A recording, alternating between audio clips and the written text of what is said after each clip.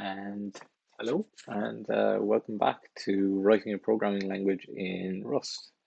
So where I'm writing a kind of a C style, uh, kind of experimental slash research language with kind of a couple of modern features, and just writing an interpreter for it using a combination of Rust and the LALRPOP framework slash library for generating the actual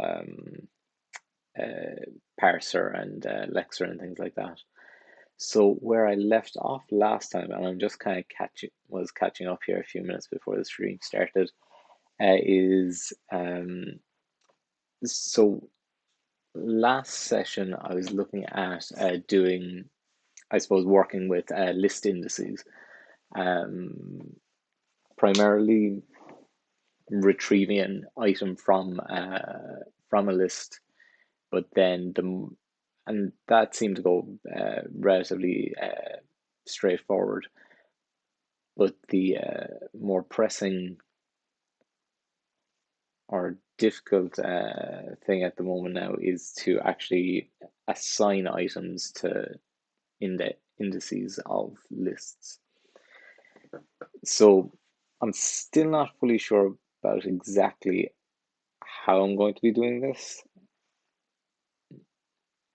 I was thinking beforehand, though, one thing that I had kind of come into my head last time was that I would have to take reference.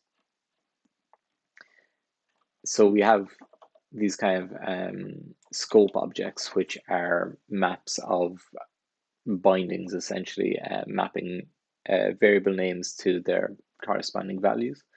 And what I was half thinking is that so the way we handle the potential for multiple contexts and threads and things accessing the same variables was to wrap each scope in an arc-mutex, which meant that only one thread or kind of unit of execution could access a particular scope at a time. And I was thinking last week, I wonder would I have to expand on that and say that realistically there possibly doesn't need to be an arc-mutex on each scope, but we might have to have it on each variable. And I was thinking today that that might not be necessary. I suppose it depends on where our bottlenecks are going to be, where like it'll be a trade-off regardless, and it'll have to be a trade-off on where the bottlenecks are. Putting our arc-mutex on the scope means that there'll be somewhat of a bottleneck where each thread of execution is only going to be able to, like, only one thread of execution at a time is going to be able to access a particular scope and all the variables within it. Whereas if we put the arc-mutex around each variable within the scope, that would narrow the bottleneck, but introduces a lot more a number. I suppose there'll be overheads in terms of the number of arc-mutexes that will introduce, and I'm wondering whether that's even necessary, and even if we put it around each value, I'm thinking even then it might still be necessary to wrap each scope in an arc-mutex anyway.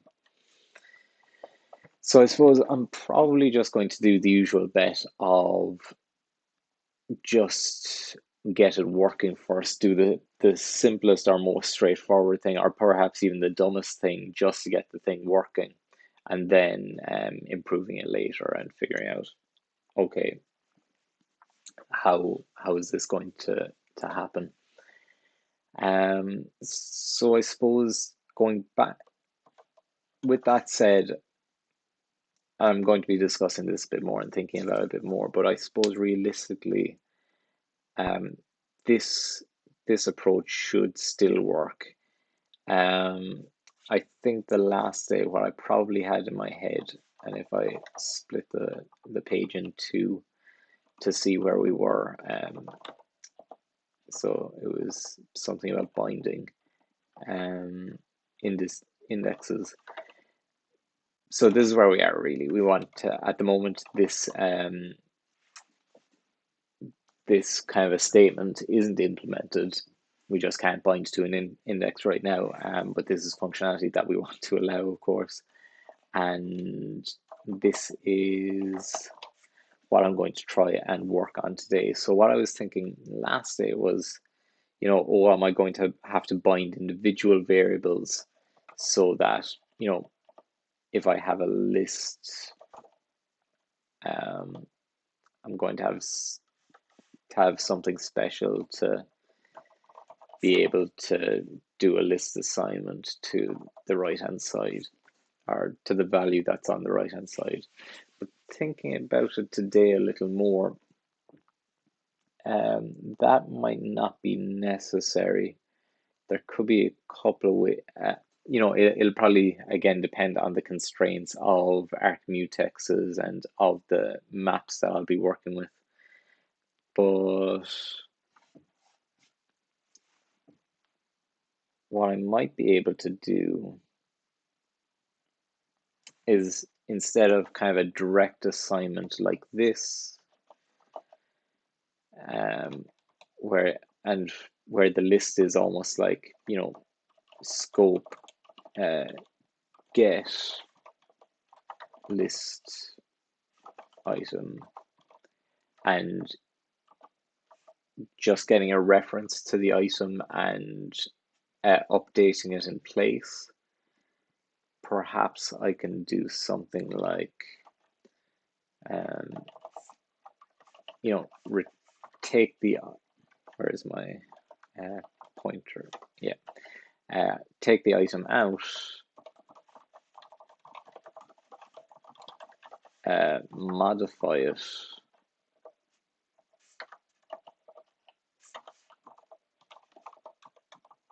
and then put it back in.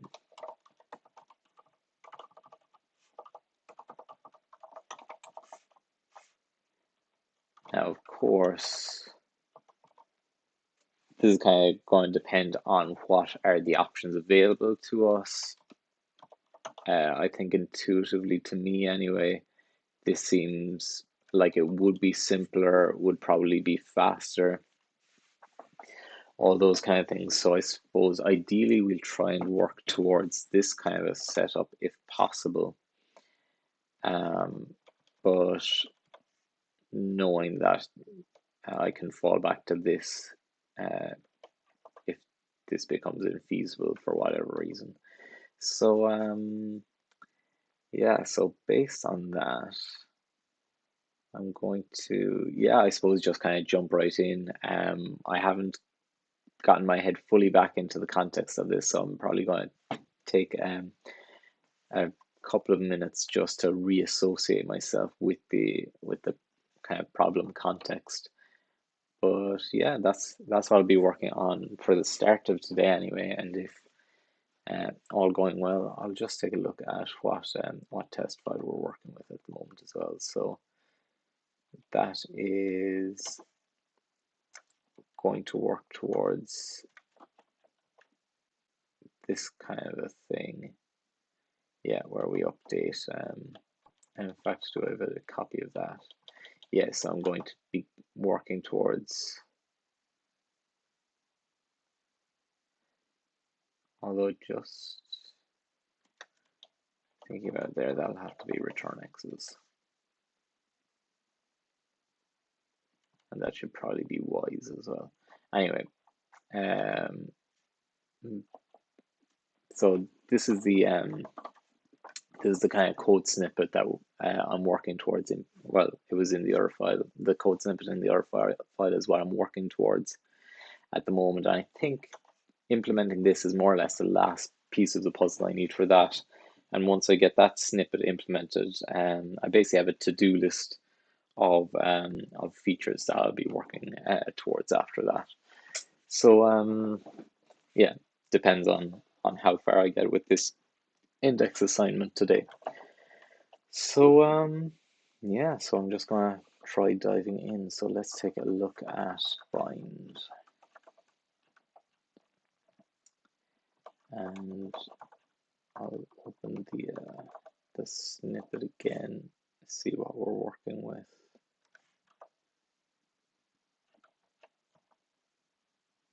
Oh, did I change files?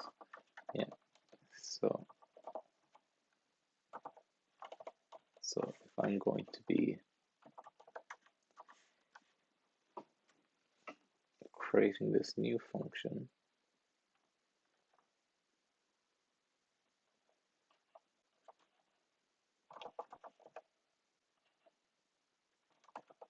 so this is overriding, and this is destroying the value in x's. And what I could do is, yeah, do it as a destructive update.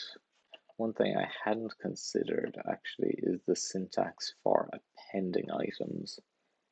And we could do it PHP style, where we just don't take an index then. And so yeah, so if I was to say create a new list instead of destroying the list, and what are our options here? I could index directly, or I could append to the list and then return y. So that brings up two kind of design decisions of what to do in the case of number one, assigning to an index that's, or I suppose how to handle, say, bounds checking and things. So if you're either accessing or assigning to an index of a list that hasn't already been assigned, and how to append to a list. So I'll just jot that down in the to-do as well, in this section of the design decisions.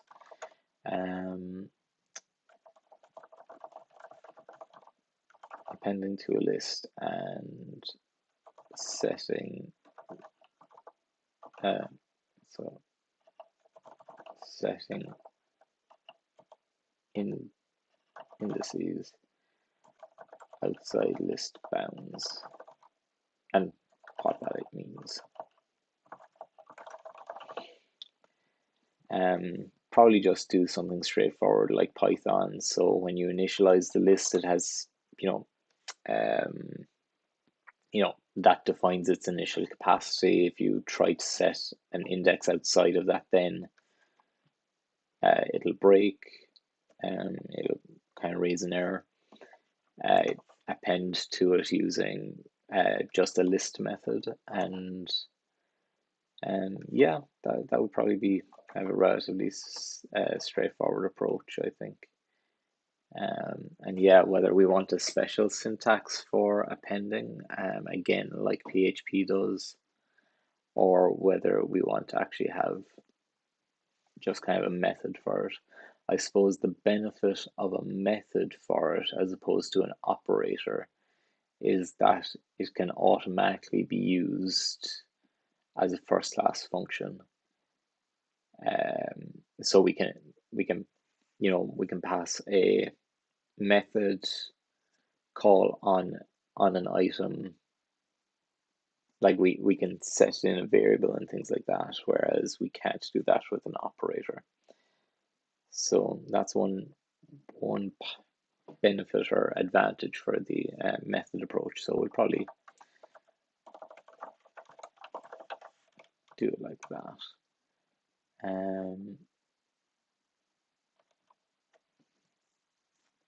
But for the sake of today's discussion, I suppose I'm going to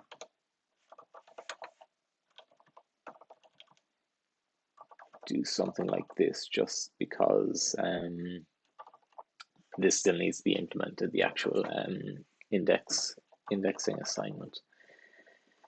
So yeah, so that's where I'm going to be working from. So let's take a look at how to actually implement this thing.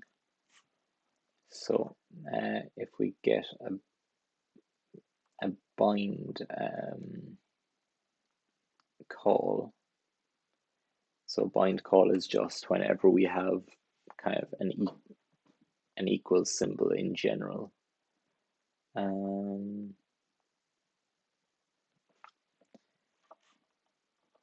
So we have a reference to a scope stack.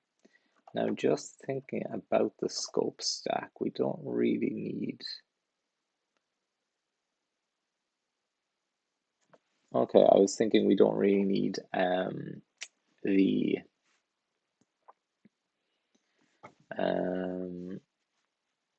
what do I call it? I was thinking we don't really need the full stack, but actually we do if it's going to take this kind of approach where we can either assign a variable or declare a variable, because those could potentially affect different scopes. So a declaration will always affect the narrowest scope, whereas an assignment could assign to the narrowest scope that has has a binding for the given variable name. So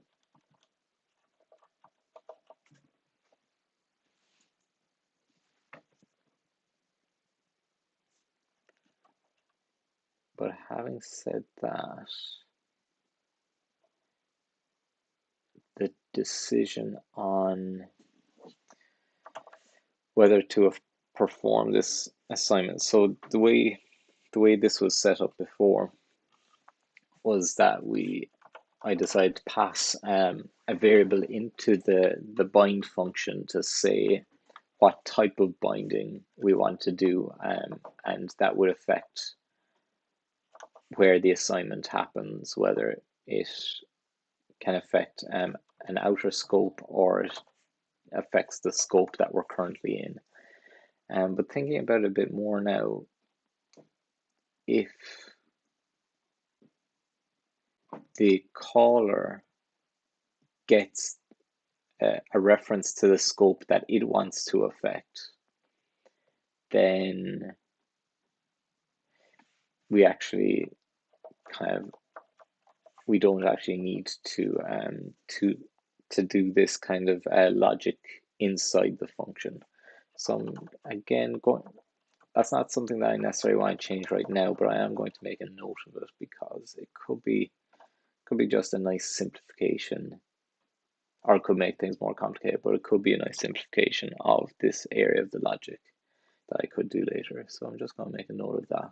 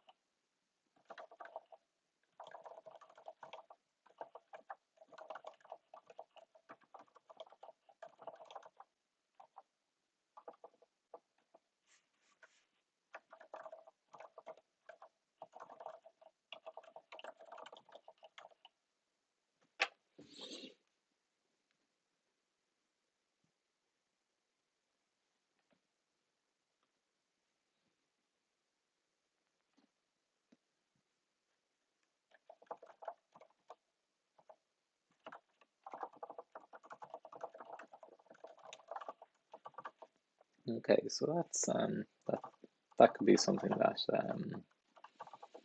cleans things up a bit. So having said that, still in the same position with this, so I'm just going to try playing around with what something like this could be implemented like. So if we have an indexing operation to perform, like I said, we can, and the right hand side has already been evaluated, yeah, because it's a value, and the left hand side we still need to evaluate because it's an expression. So, and what does an index expression look like at the moment? So if I grab my AST, and it's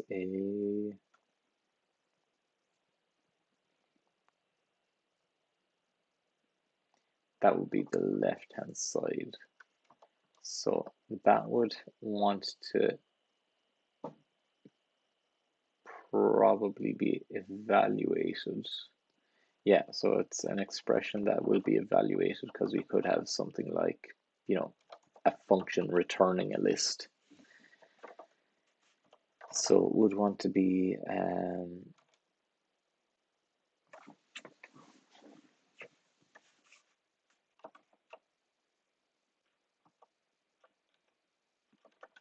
and does anything else evaluate the left hand side? I don't think so yet anyway, because so far we've just seen I think literal values in the left hand side, in the kind of slot of the left hand side.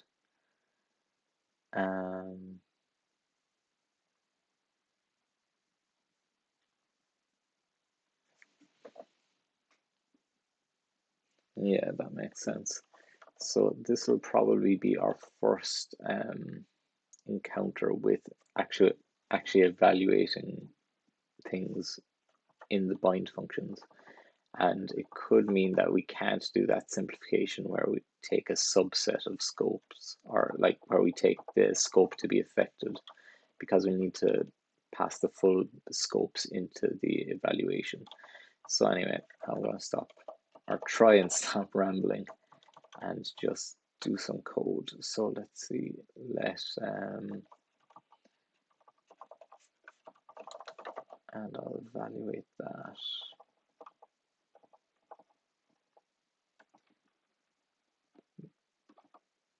Evaluate expression, I would presume, yeah.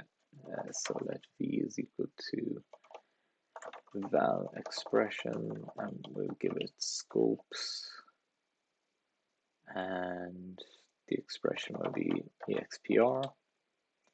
That should be all right. That will need to match to make sure that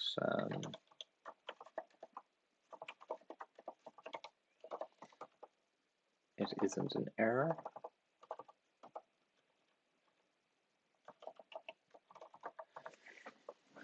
So then, now that I have my v,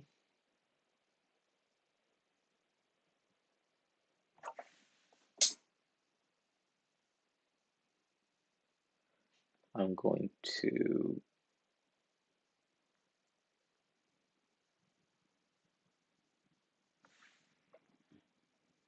take the v itself. Yeah, and this is kind of one of those areas where it is going to be tricky. First of all, as well, oh yes, the index can be an expression too. So that's going to be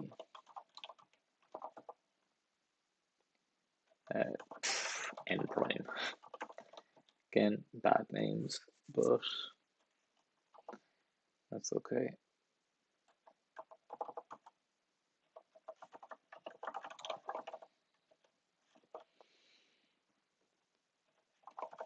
And so I'm gonna have to do a type check on v, or on n.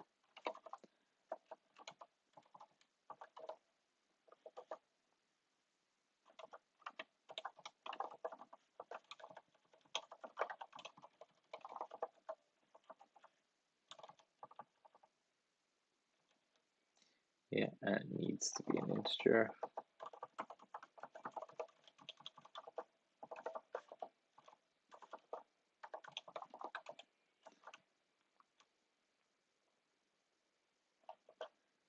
And so next what we need to do is it'll have to be converted to a usize, I think. Yeah. Maybe I'll just rename that to index. Make it seem like I'm a sensible programmer.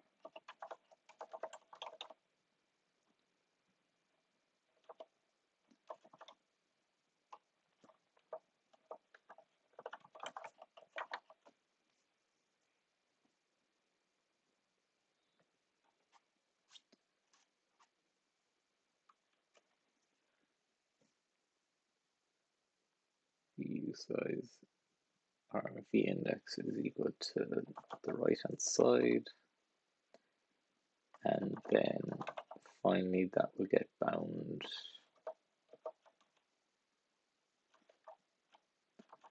it'll just be bind name, where the v is now going the whole list itself,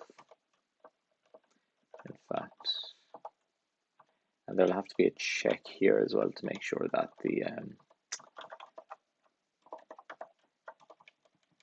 the values coming in are going to be a list.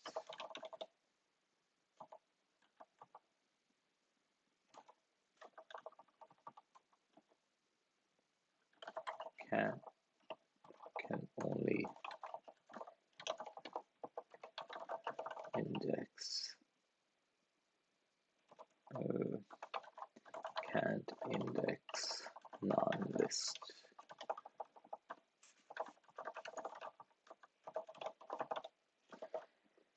And so the right hand side there is going to be x's, the left hand side is going to be, yes, this is why I was thinking it was going to be tricky here, because the left hand side in this case isn't a name like we're used to. It's going to be a reference to the variable itself. So how will I get around that? So there's bind name. Well, this would be as much as I'd need to do. I wouldn't have to do this bind name because, again, not dealing with scopes. So this part would be out of the equation. If we're able to get this far and we mutate the variable that we're talking about, then that's all we need to do and all we need to be worried about. But now the trick is, how do we do this? Because this on its own isn't a thing that we can do because we don't have, so the, well, no, that's in an expression, but even in a val, in our definition of value, x's is,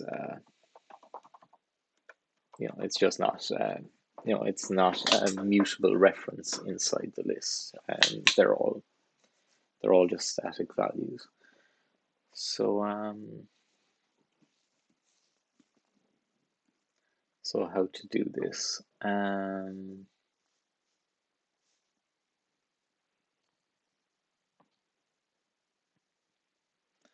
me think. Yeah, I'll just attach my tablet here because I'm going to do a bit of doodling. Maybe if I can get it to connect. Yeah, and I'll bring this up here. Here's a few sketches from earlier, and maybe I'll resize it so I can see the code at the same time. So thinking about it here, and again, apologies for this now. This is going to be live streamed thinking, so it's not going to be very pleasant. But we'll see what we come up with.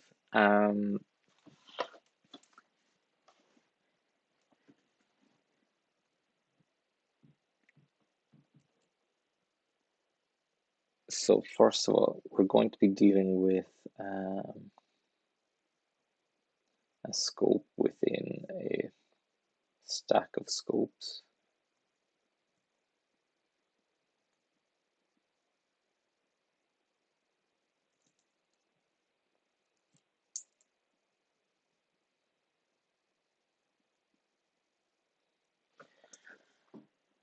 And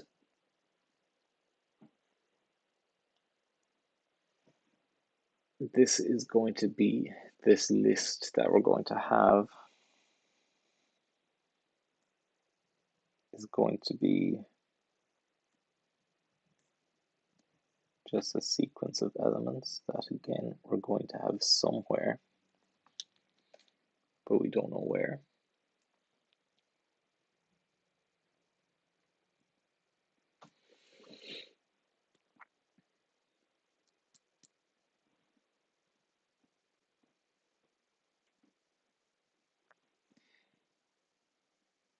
And if we're going to want to update it in this way, which realistically we will want to, x's is going to have to be a mutable reference. And that's kind of the key here, is that we don't have this right now. We we only have a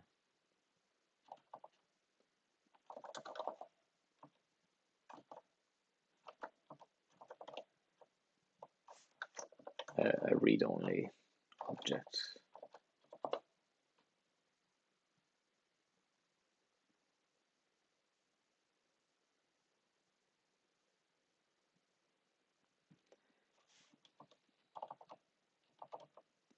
So how do we turn? Okay, and that's how I got to the position last week of each variable is going to want to be wrapped up in an arc-mutex to allow for this kind of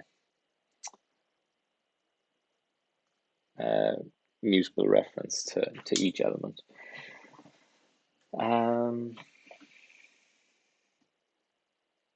Does that have to be the case?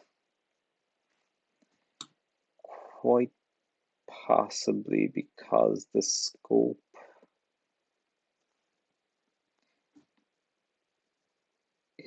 itself isn't always going to be part of the equation, is it? Because the scope only contains bound variables.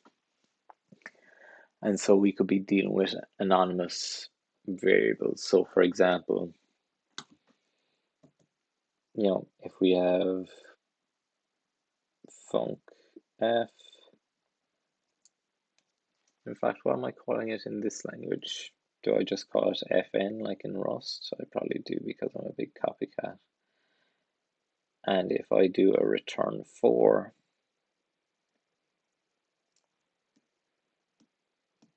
and that's going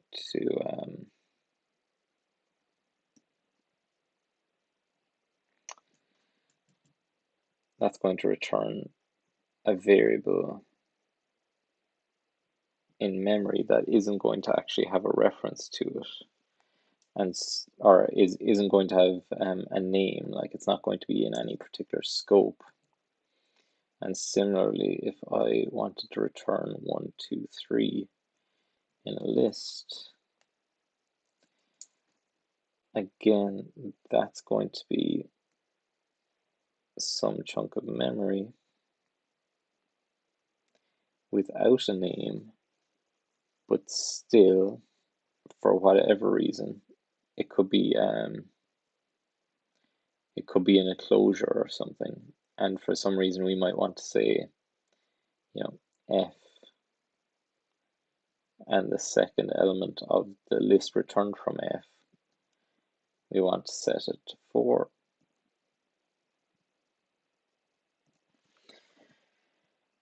And so for that reason,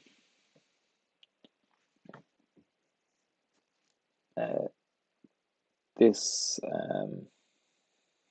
item, even though it doesn't actually have a name, we would want it to have we would want to be able to get a mutable reference to that, and the only way we can do that really is, again, working around Rust's own lifetime semantics, which, yeah, I probably should have foreseen when getting into this, but I was kind of curious to see, where would those difficulties start presenting themselves, and this is kind of one of those areas. But basically,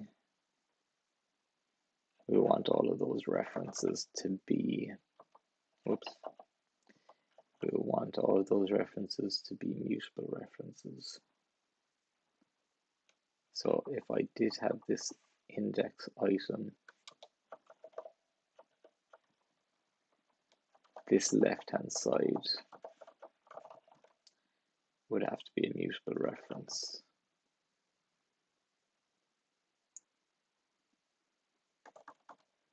Oh, but wait, that might be feasible.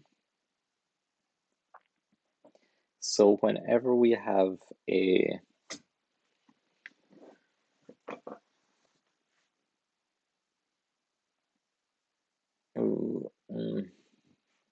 is it feasible? Oh, I don't know. Because when we're here, I'll get rid of that. When we're here, a val expression is going to have to return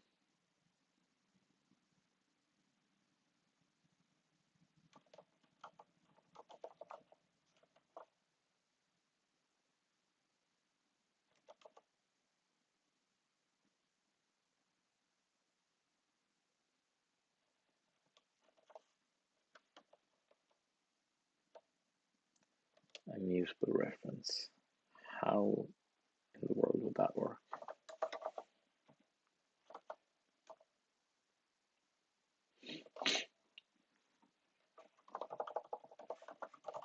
That makes not a lot of sense to me.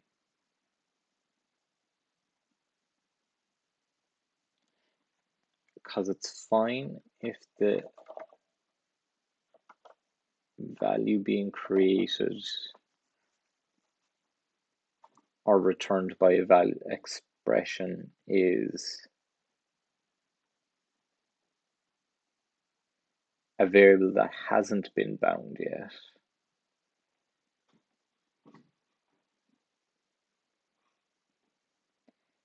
You can just modify it as is, and it doesn't really matter because if it hasn't been bound, then nothing else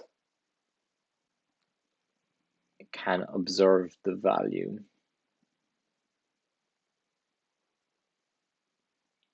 And if it's a bound variable, it has to exist in a scope, and that could potentially be handled separately. This is very tricky. Didn't think that it'd actually be didn't think that references would be this tricky, but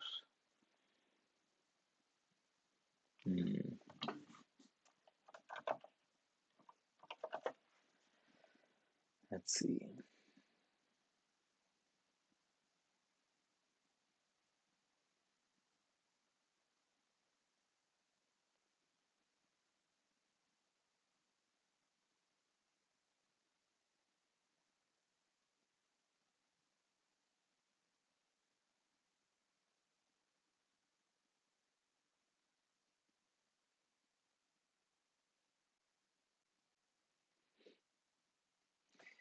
And first thing to note anyway is that this just, I don't think that this would be possible. What could be done instead, I wonder?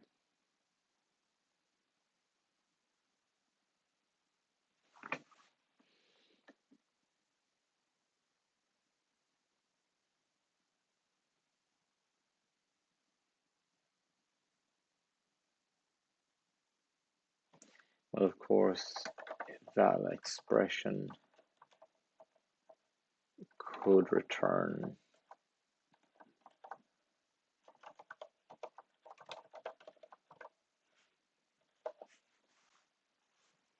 which would result in what I was, not exactly what I was thinking last week, but that would make sense. And it probably makes sense with regards to references as well, because again, if so I'm going to be implementing some kind of mapping system as well, and that's going to have to deal with references too.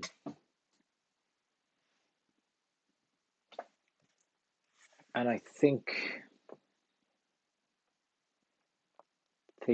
intuitively that somewhat unfortunately also makes sense in terms of just the semantics of how this stuff should work, because realistically that, that kind of a look is nice, but it's probably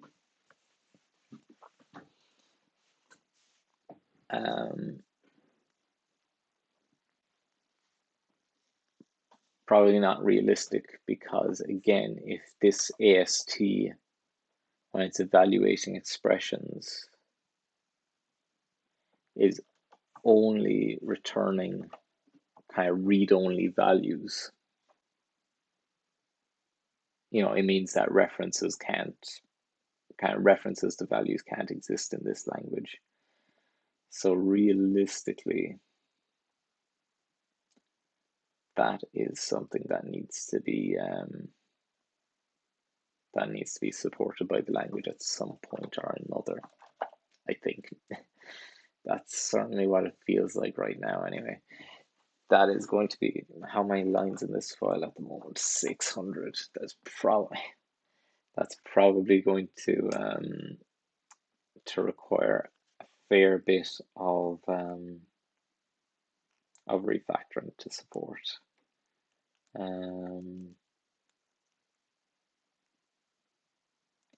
Have I any way around that?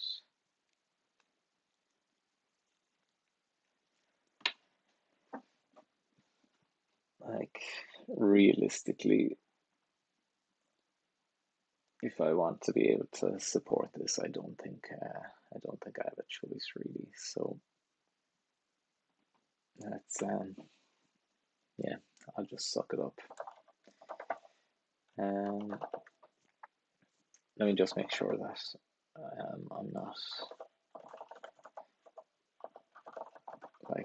that I haven't changed tons of stuff since the last time I did git commit. No, so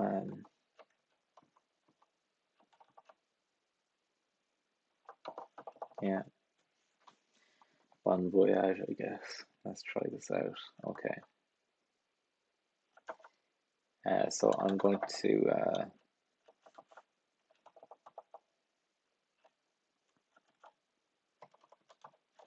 create a new type anyway as well. I think, can I, yeah, type aliases in, I think we discovered that in one of the prior streams as well, that type aliases are like really don't change anything. It's just kind of a simpler way of writing something else. And so I'm just going to make this a shorthand for a value. Do I want to call it value ref or just a ref?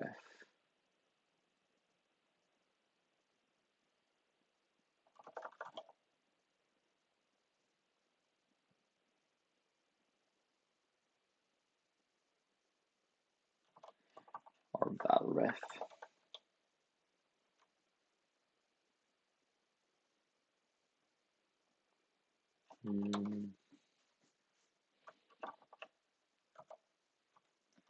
Just thinking about readability, if you see val ref,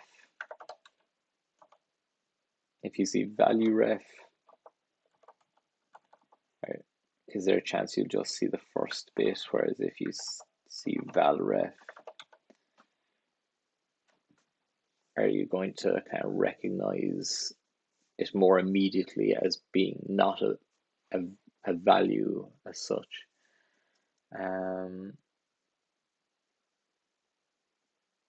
Yeah, I think I'll call it val ref for now.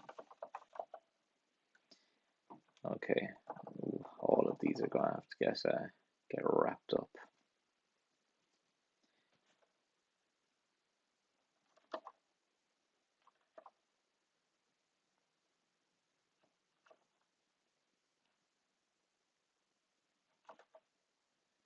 How do I create an arc ref again?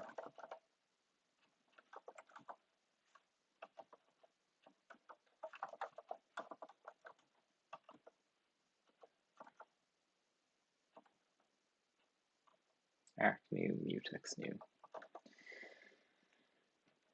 And that's going to have to wrap all of those things. That's okay. At the moment, I could just take the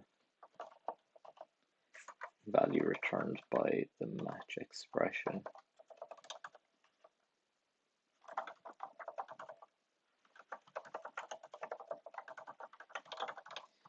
But I know that that is not going to be a long-term solution. It is going to resolve some of the stuff that I've seen before around cloning items. I think I feel like this is going to impact the performance a lot, because now each box in memory is going to have to be unlocked and then relocked at runtime before it can be worked with.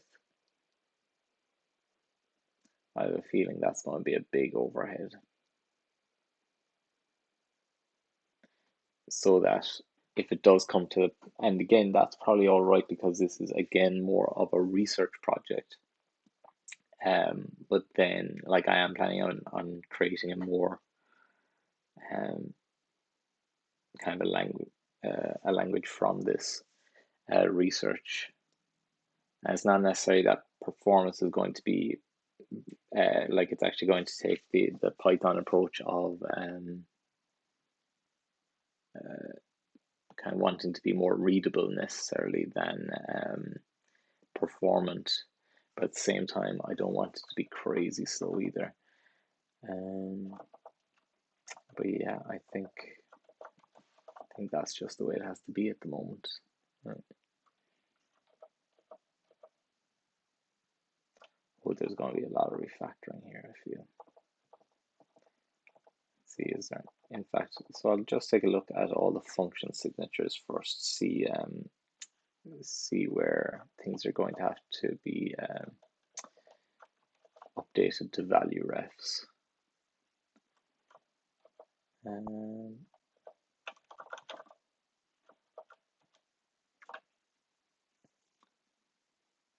Okay, val statements can also return a value ref.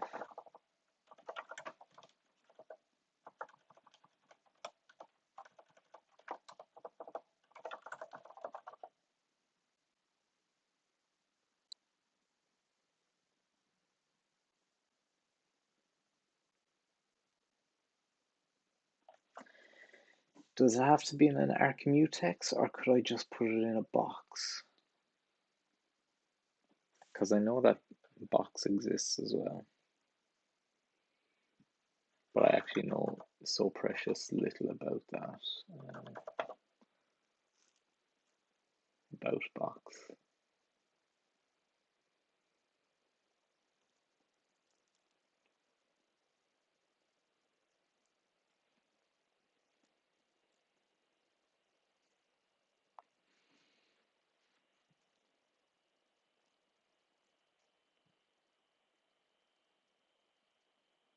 Like, could I use that to return a reference to something?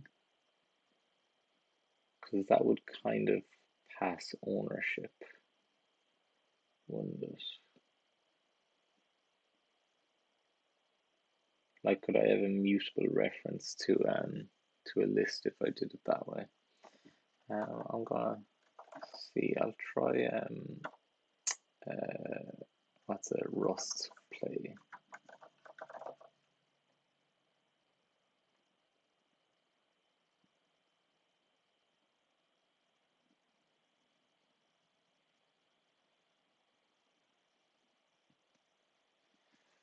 Okay, so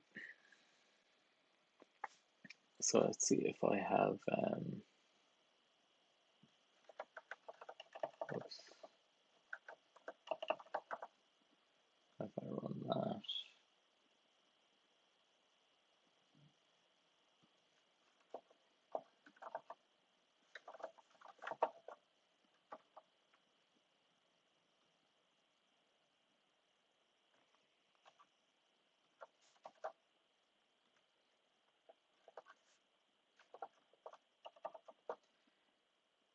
So naturally, if I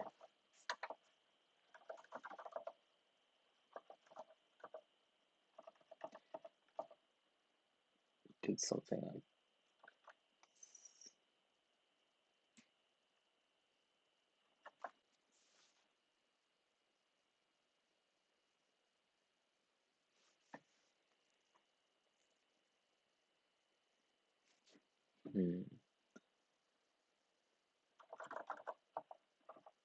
because this is going to be all right, but that's because this is kind of a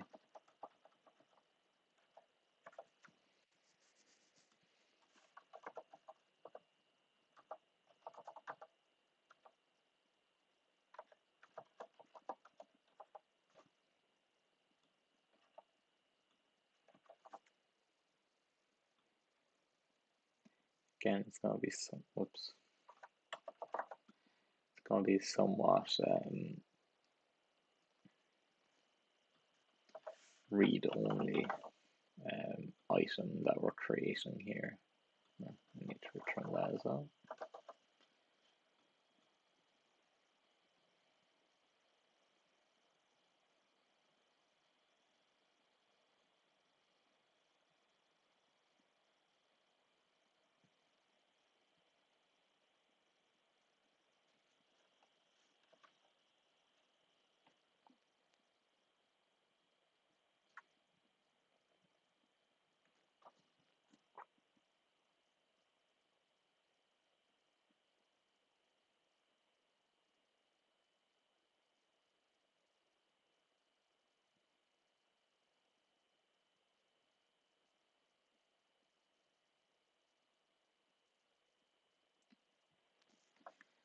Maybe I could use a box.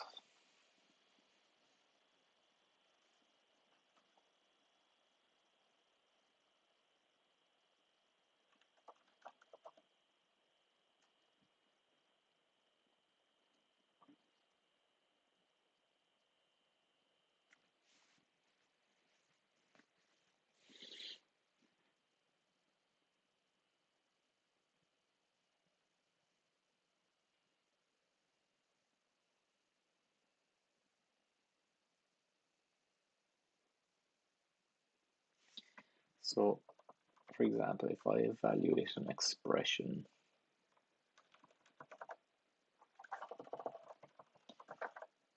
let x is equal to 1, 2, 3.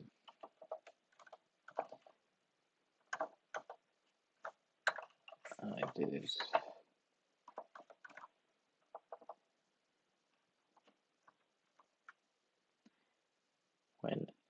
arc-mutexes gets evaluated.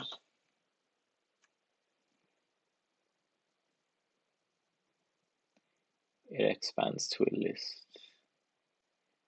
I want to return that list here.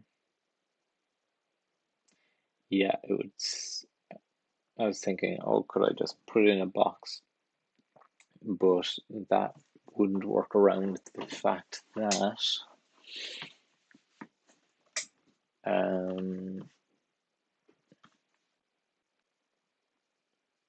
both x's in the scope and now this new section of this new block will both need to, have a reference to the same patch of memory.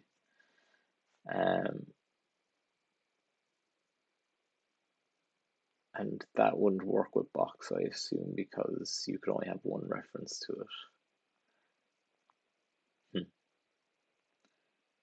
So it would work around this patch specifically, but wouldn't work in our context.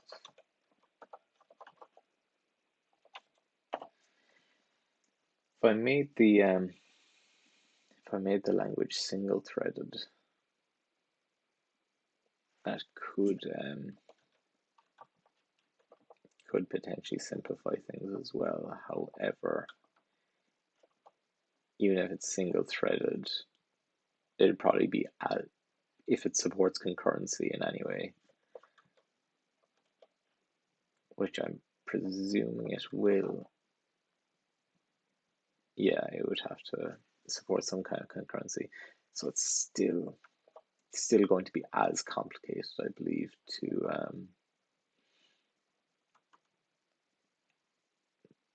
handle these kind of references. So what I'm doing now is probably as good as it's going to get. So yeah, let's just slog on. So so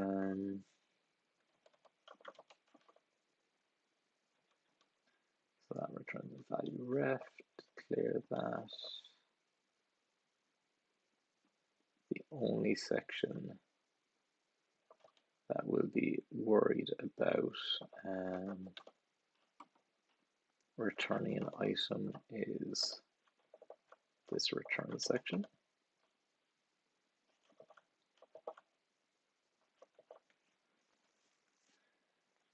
And I don't think I need to actually change anything here. Yep, I think that's good. Now bind. The right-hand side can just be a value. Yeah, it doesn't need to be mutable.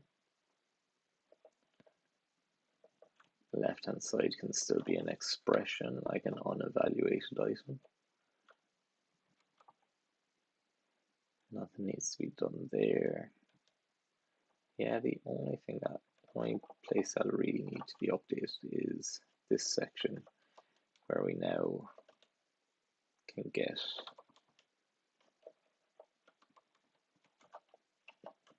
clone, or not even clone, but lock the reference to x's.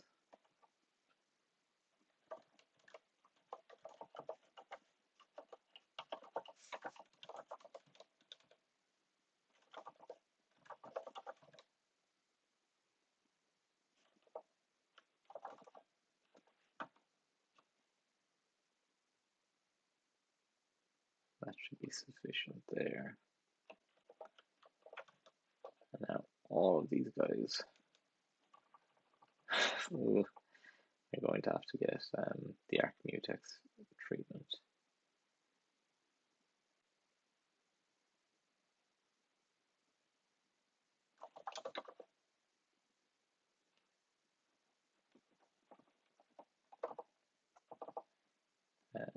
Valref.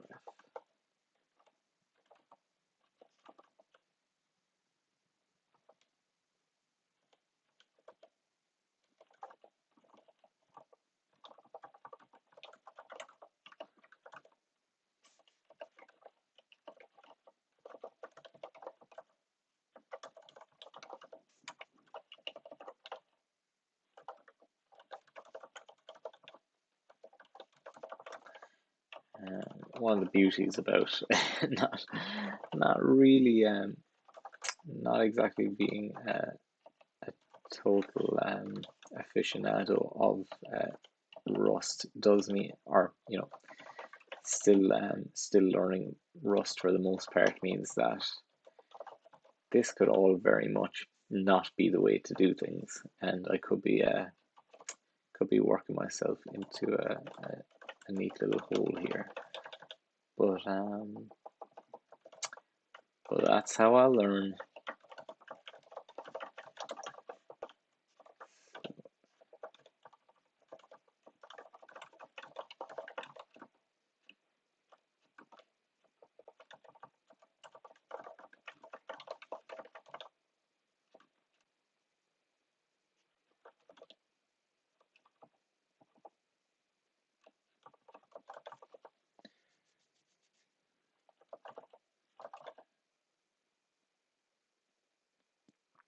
So far those have been all literals, I think.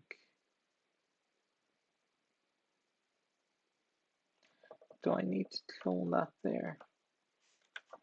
I don't think I need to clone that anymore. However,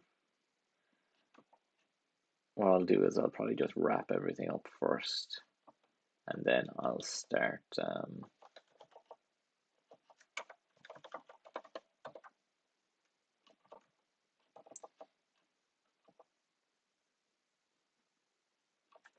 yeah, is there a value set? Vec. Whoops.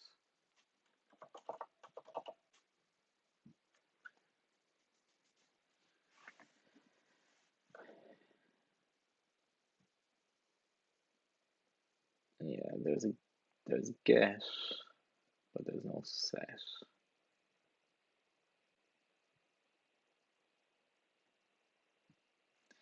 Didn't really need it, but I was just curious.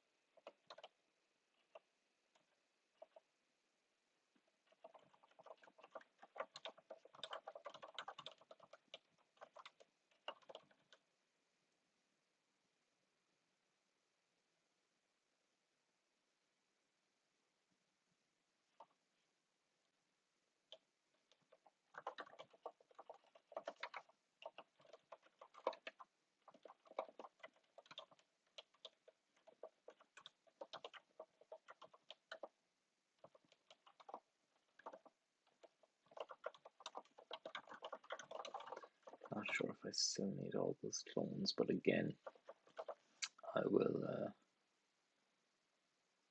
try getting it working first, and then see if I can prune those. So I'm going to call.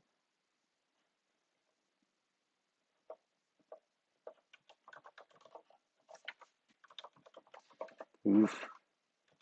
It's not going to look very pretty right now, but I can, again, I'll sort that all out later.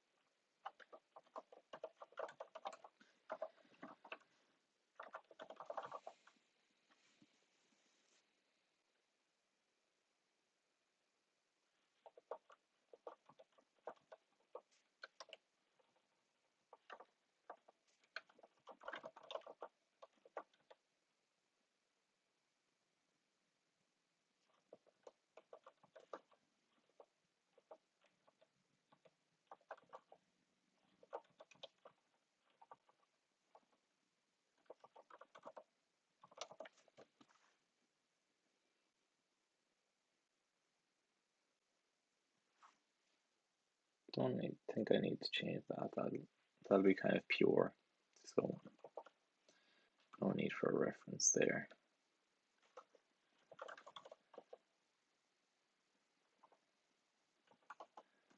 These will all need to be value references.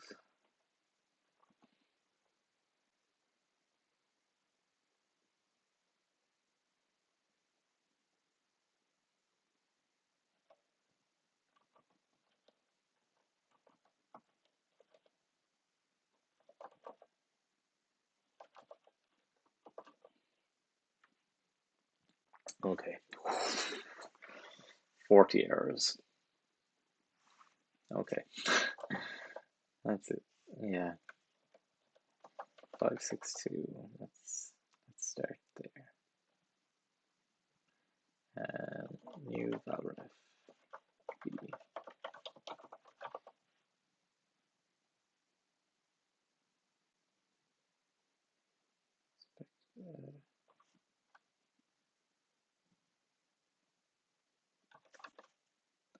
So that's in. Oh yeah, I already wrapped everything in the new valref, so I don't need to finish up with that, I don't think. And I need to remove a semicolon there.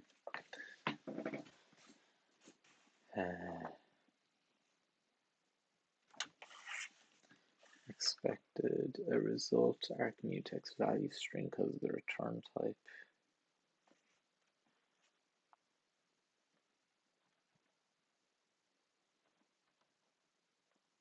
Yeah, those will all have to be put into OKs, I think. Yeah, those two are already fine. That will need to be.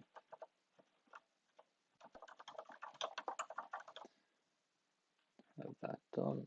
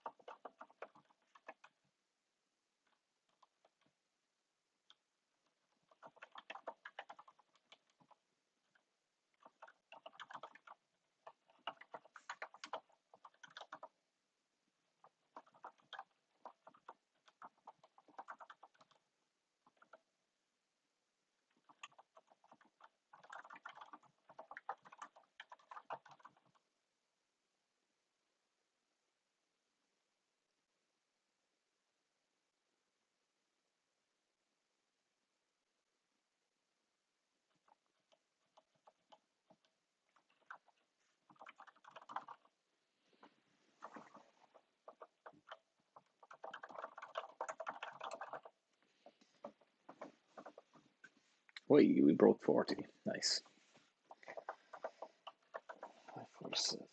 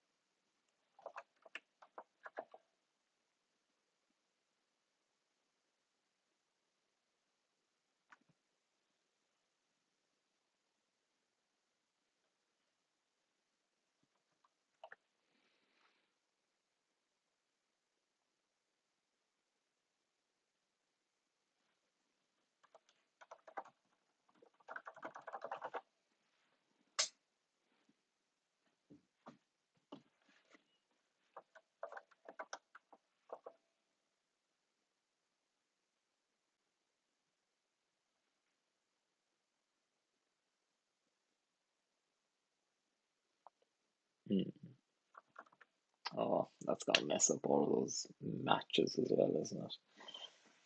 And then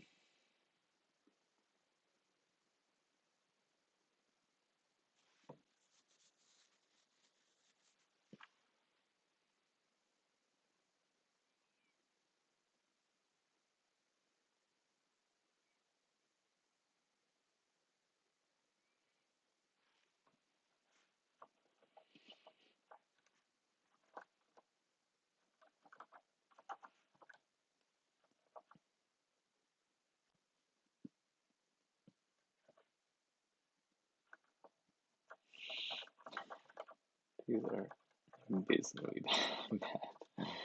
Variable names, but can you just do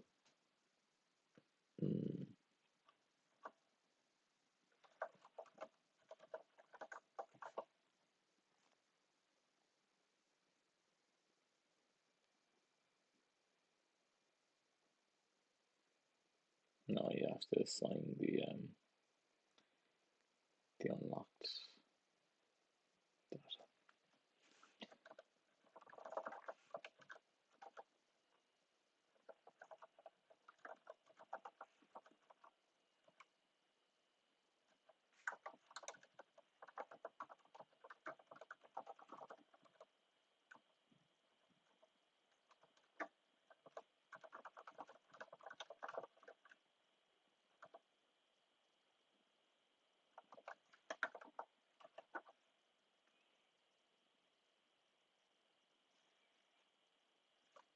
Can you match on that stuff?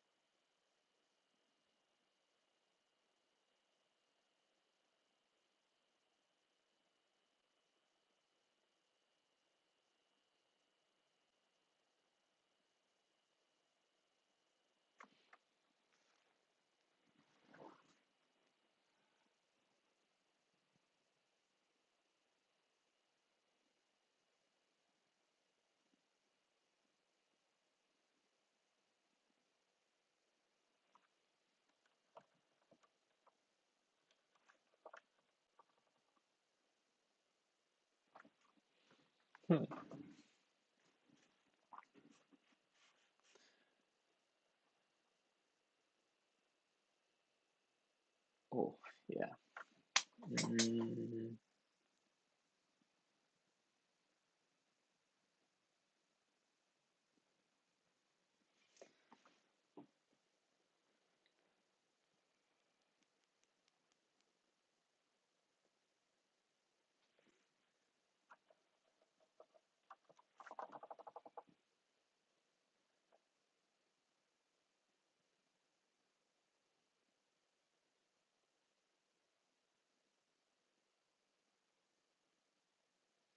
That's gonna be tricky.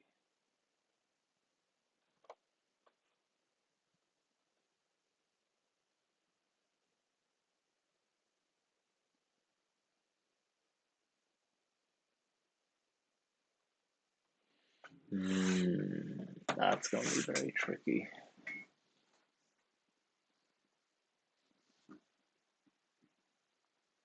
Because if you pass a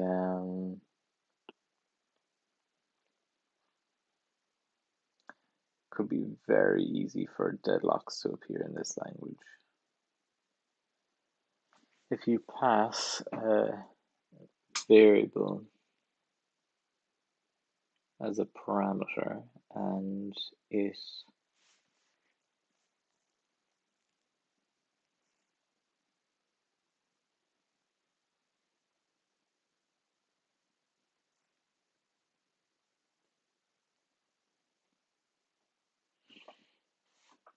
is a reference to something.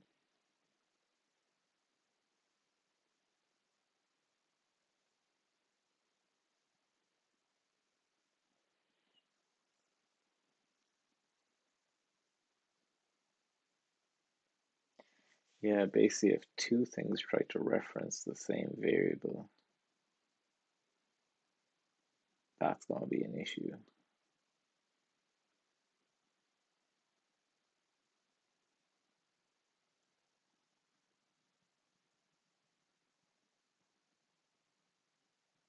Because at least in Rust, the way Rust works, what you usually do is you will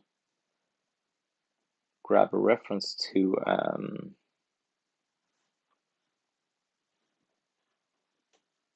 an item, you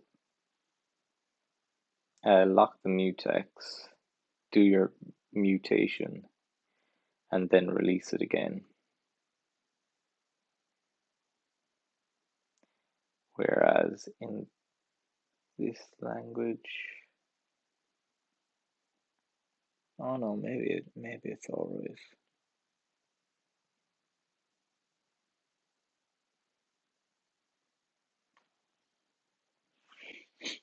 Yeah, because I'm not needing to actually unlock those vowels.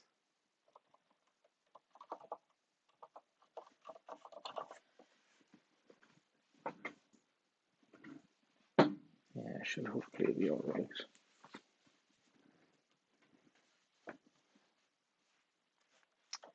Also, functions shouldn't need to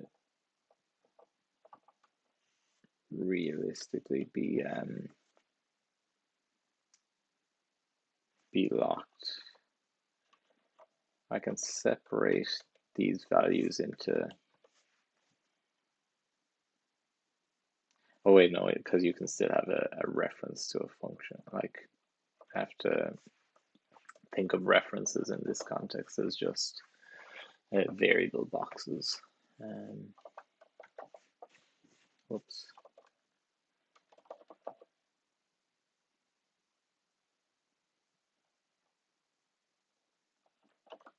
Ah, yes, here's the issue there.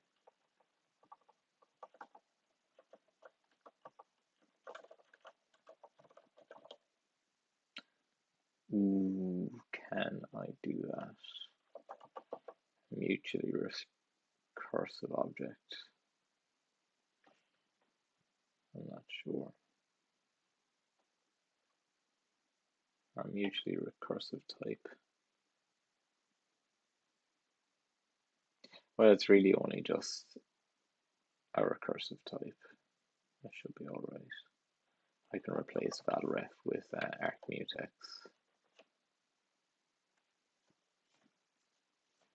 That's okay.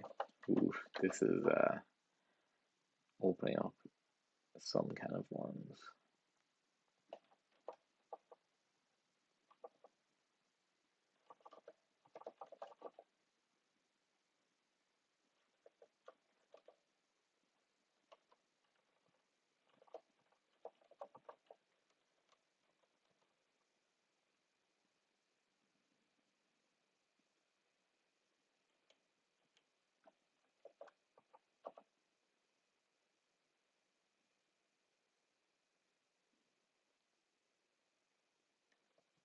Ah, can operate return.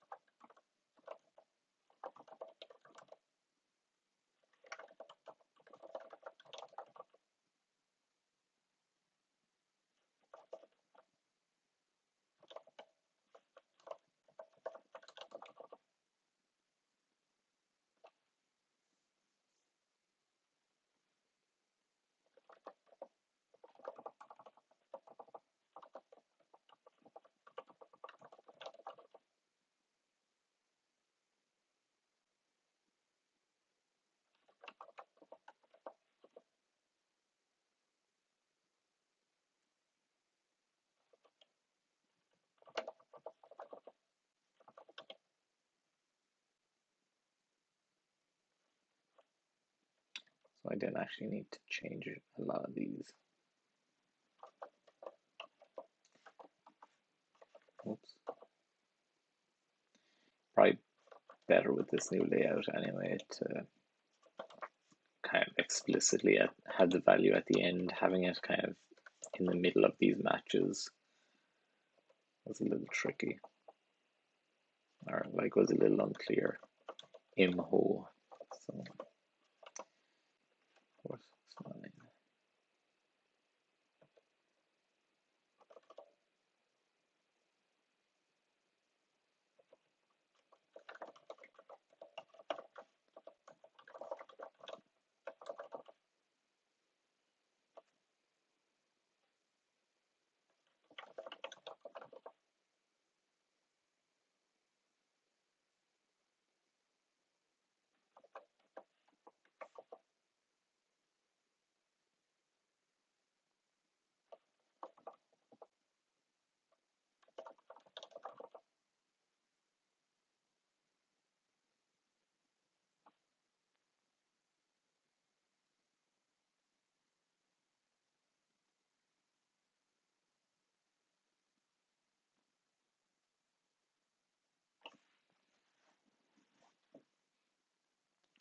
Yeah, I'm gonna want to change a lot of this, and after it's getting very cluttered.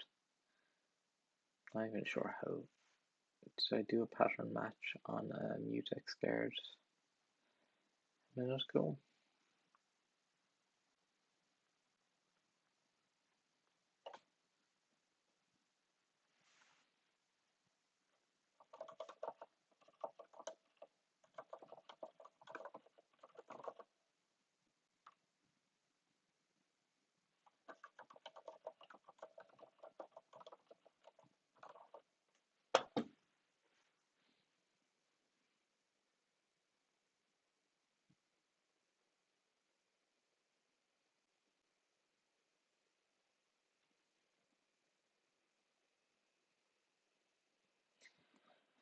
Like one thing that is kind of neat about this new layout is it does make it very explicit when you're kind of accessing a locked variable, which is kind of cool. It's kind of like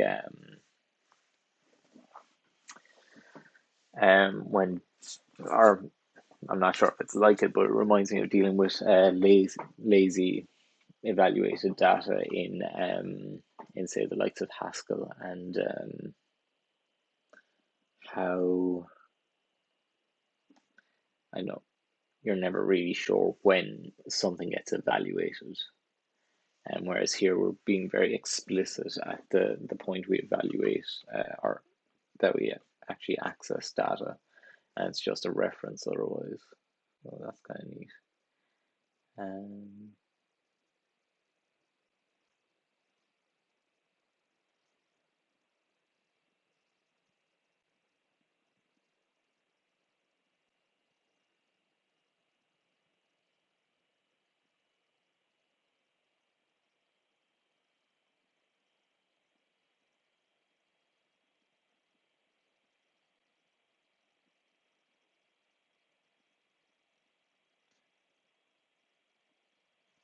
so can I do a star there?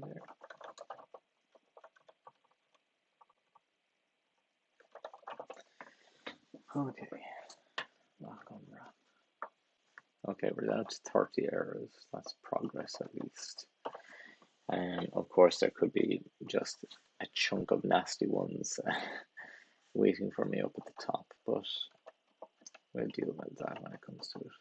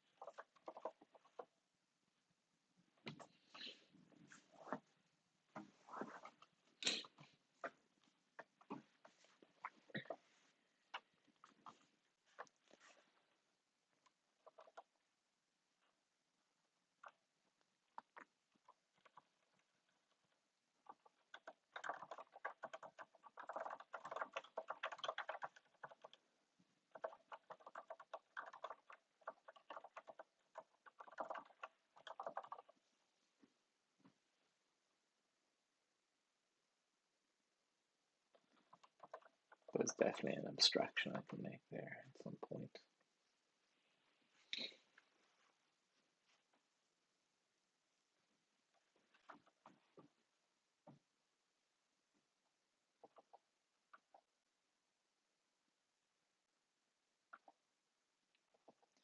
Yeah, I could use that in so many places.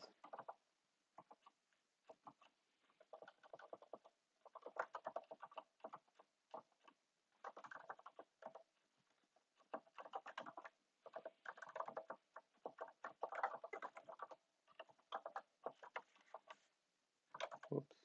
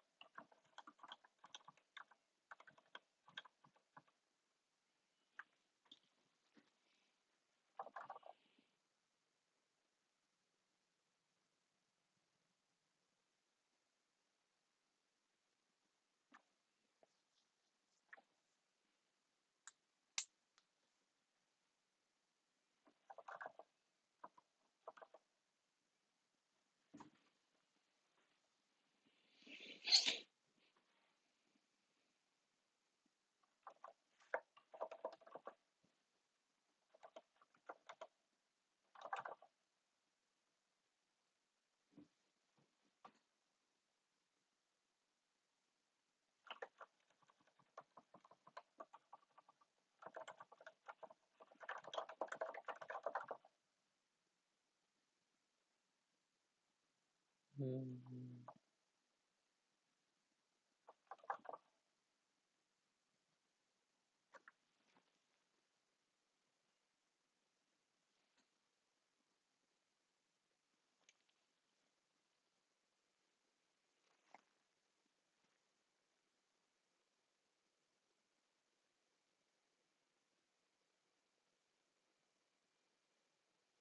yeah,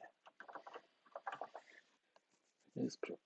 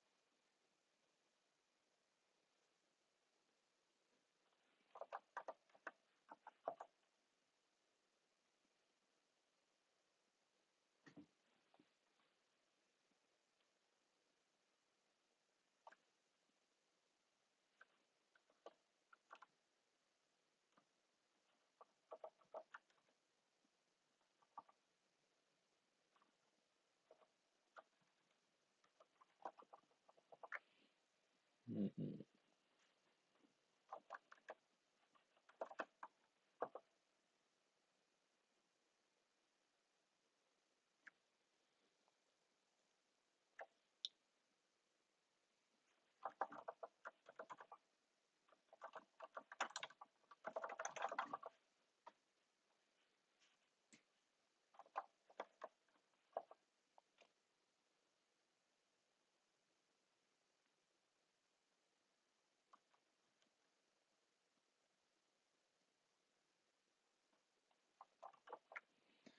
At the moment, this has vector of values.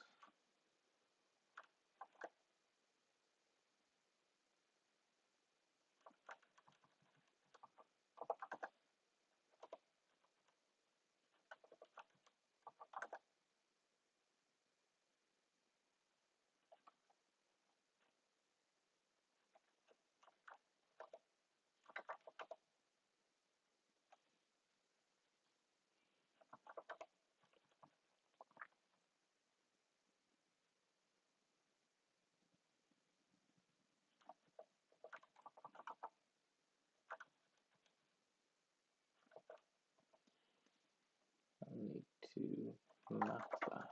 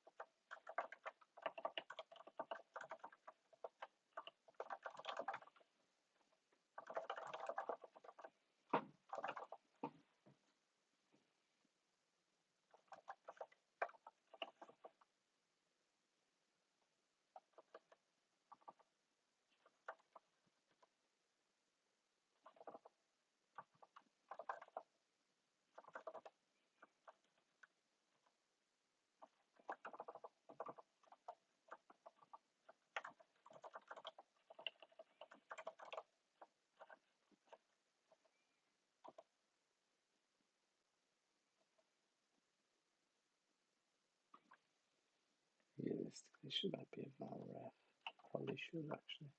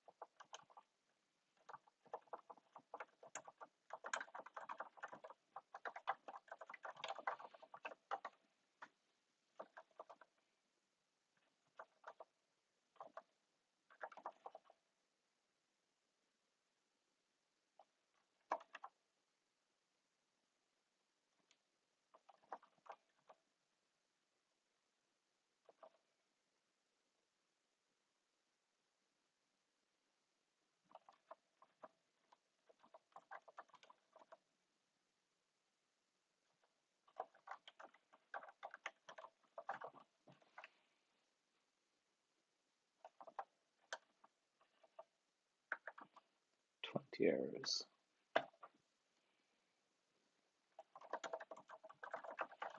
And we're back to the point at which it all began.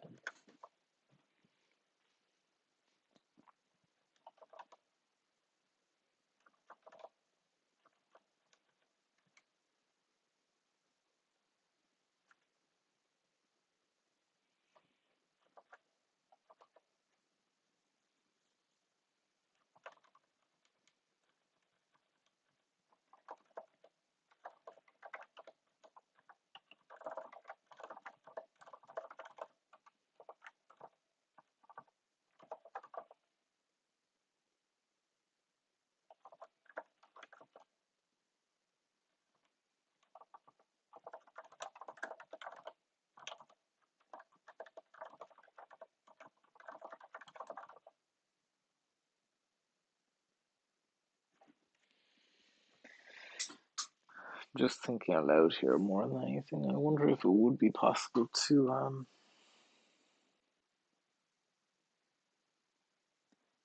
detect when objects are actually going to need references versus ones that'll be just discarded. But I suppose that would require fairly advanced kind of flow analysis, which yes, I will not be doing. So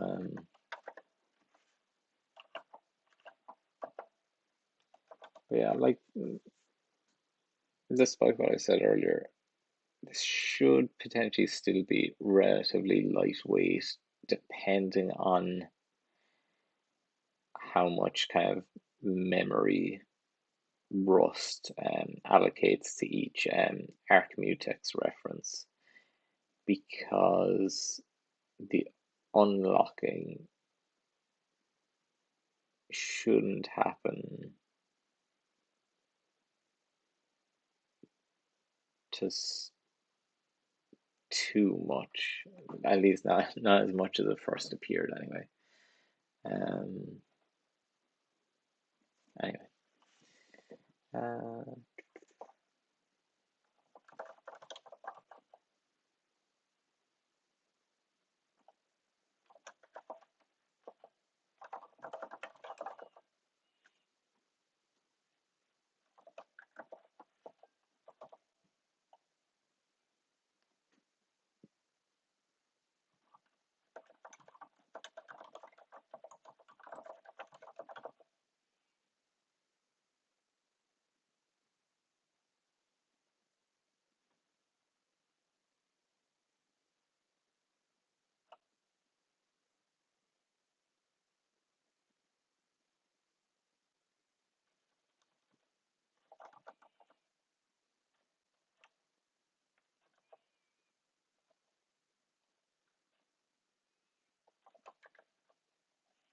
that's kind of neat actually. So after I've actually unlocked the item and dereferenced it outside the mutex guard,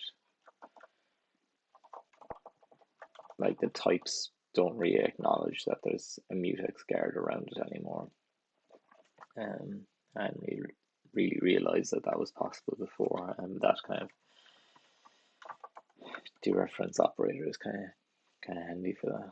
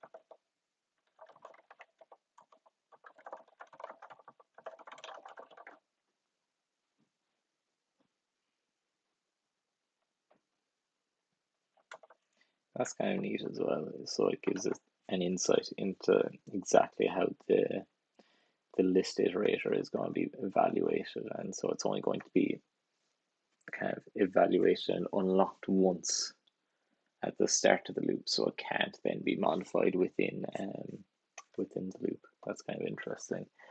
And if you try to access it within the loop, it'll probably just deadlock, which that isn't quite desirable. We'd prefer to throw an error.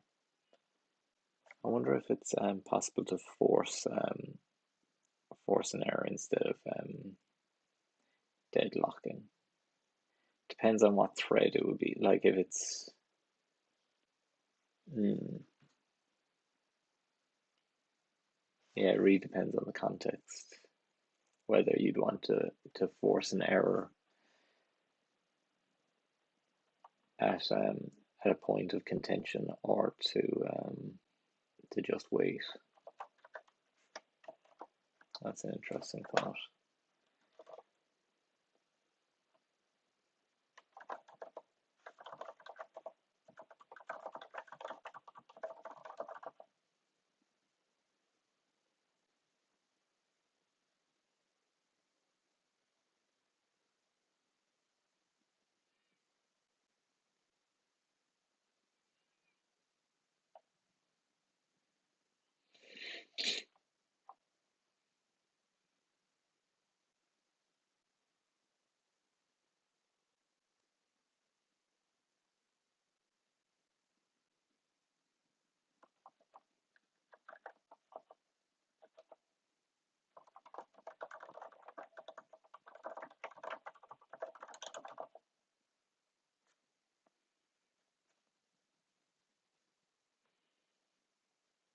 Ten errors.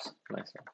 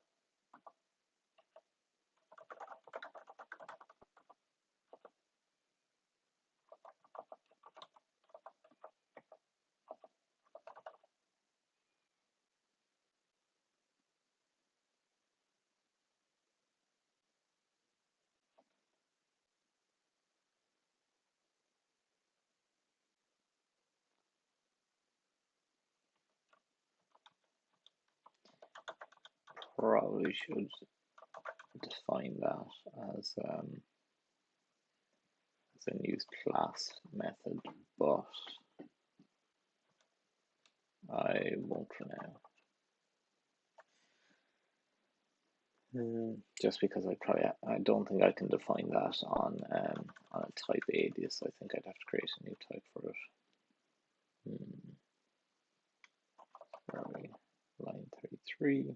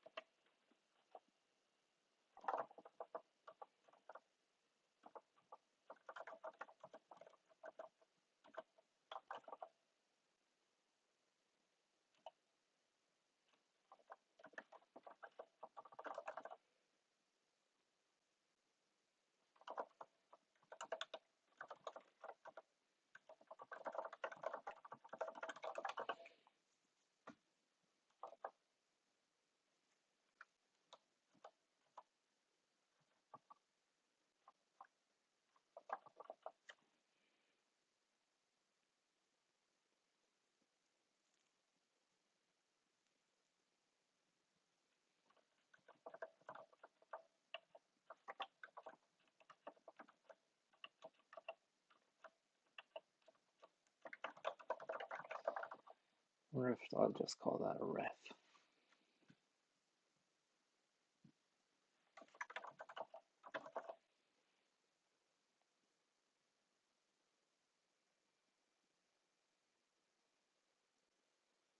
Probably shouldn't.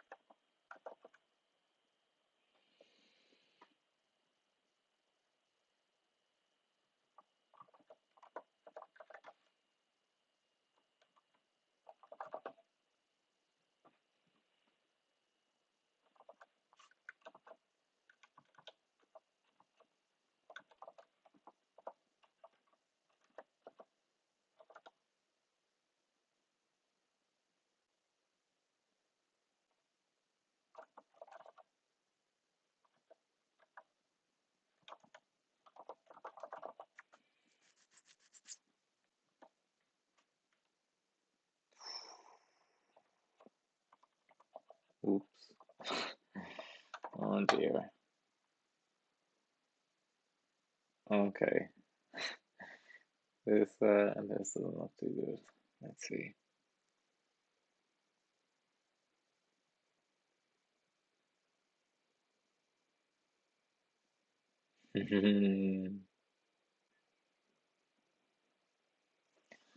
Oops. Someone at the door.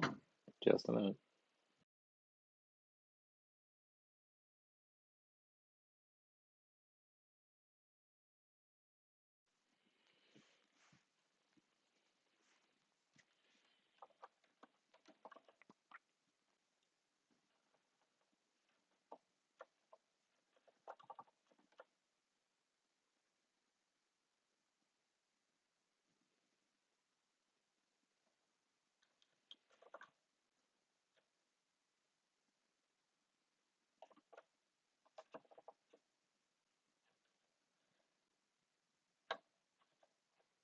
For this one,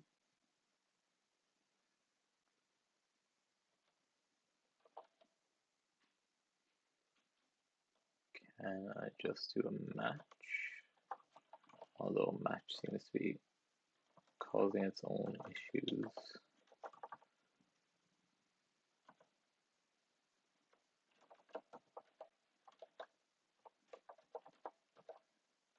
But however, at least if I make things consistent, and then I'm able to resolve one, hopefully I will be able to do the same for the rest.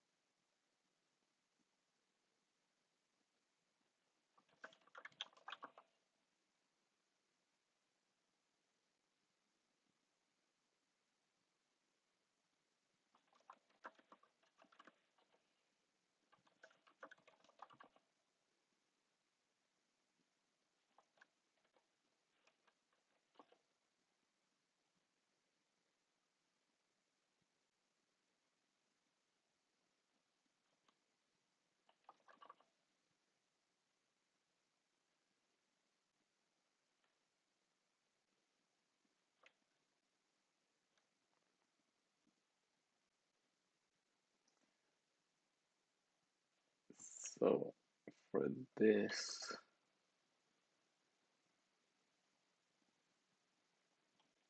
yeah, probably gonna have to do something more along the lines of oh dear, on this. I'm actually gonna leave the nesting as it is. No, I can't do that, but momentarily at least, because this is not looking good, everyone. Oh dear.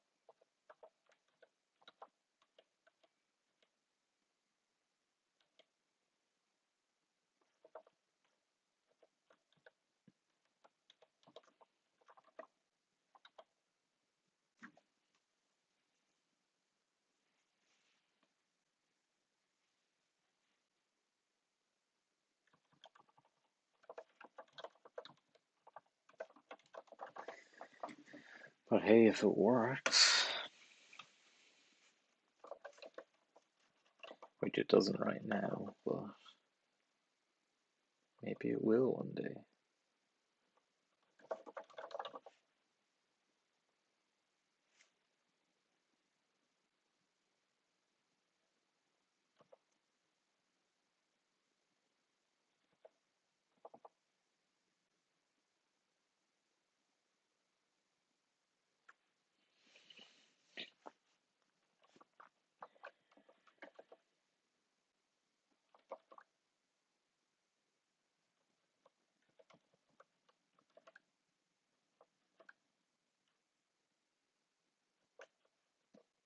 So do each of those legs return something?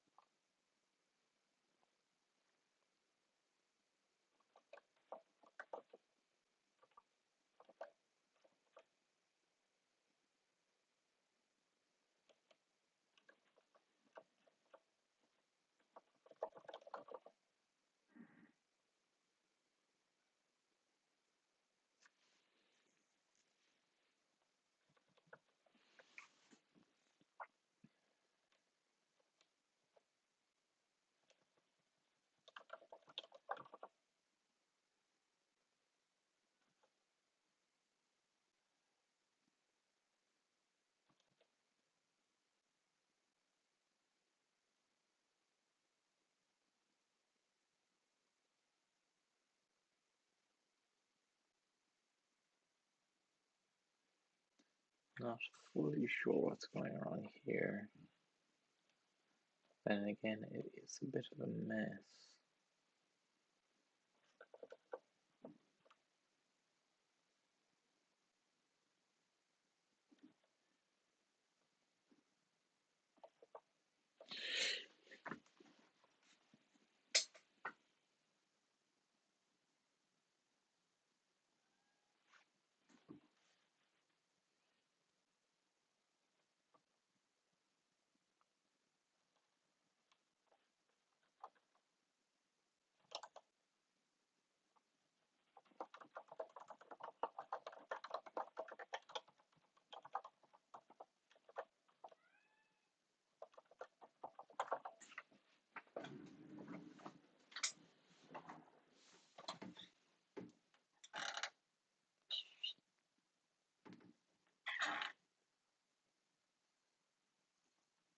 Come in, helping out.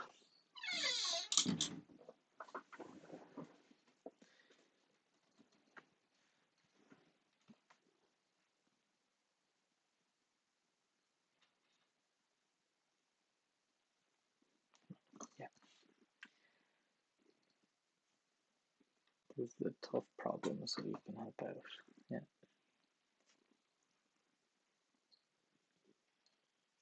Let's see. Oh, hang on. Did that get fixed? Kit, did you do something? I'll never tell, will you? Okay.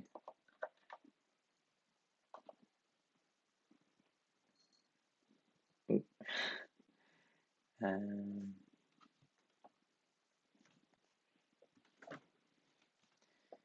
I have to do the same in here.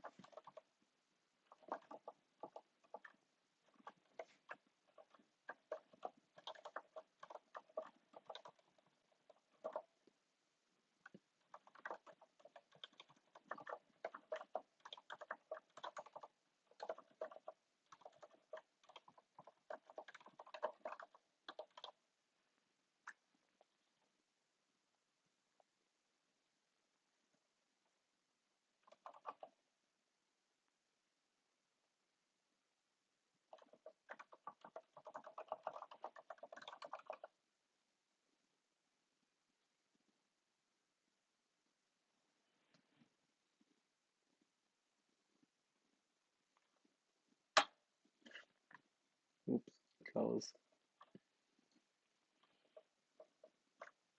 Ooh, come on.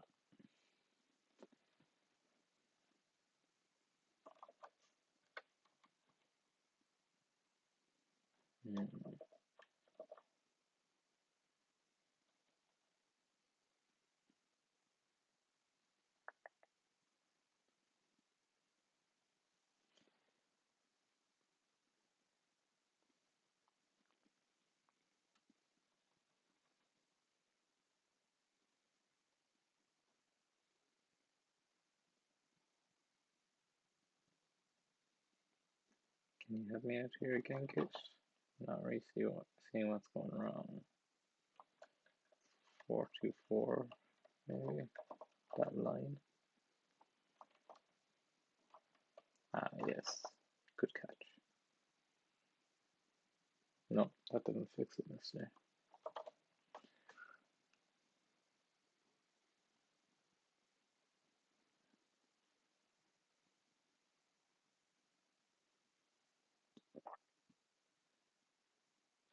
Ah, I wasn't actually looking at what the code was meant to be doing, and that's probably a good thing to do.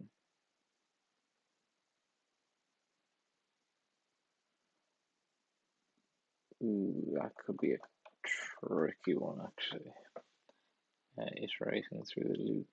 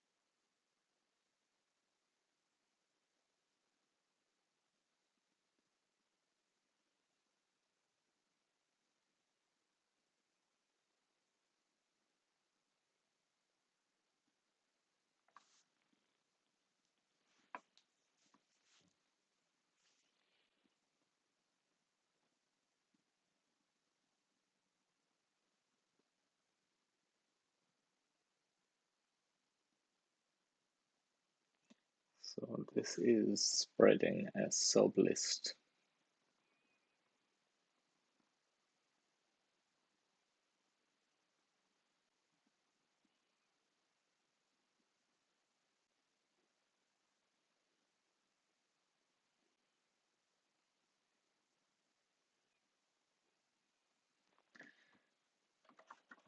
Yeah, so what is wrong with that? I want to transfer ownership of all the items.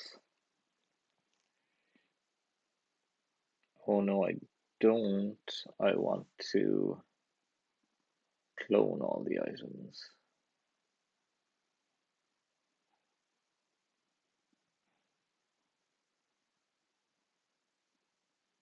Yeah, I don't want the original items. I want to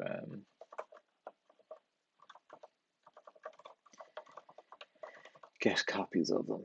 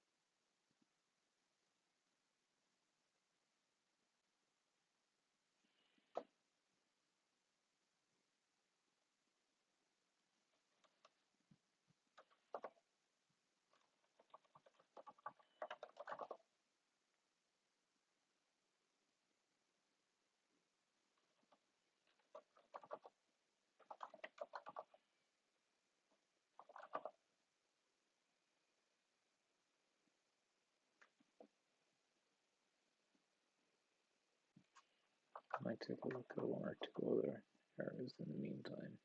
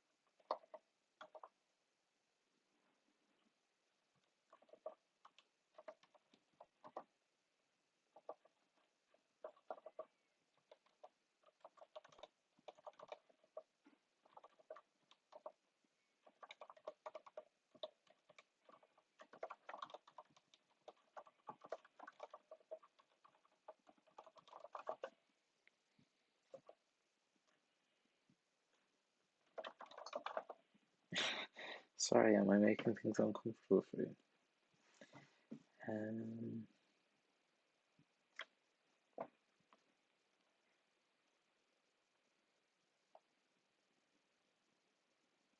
hmm,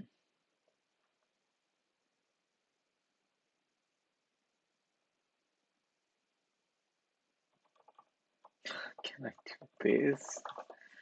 Maybe.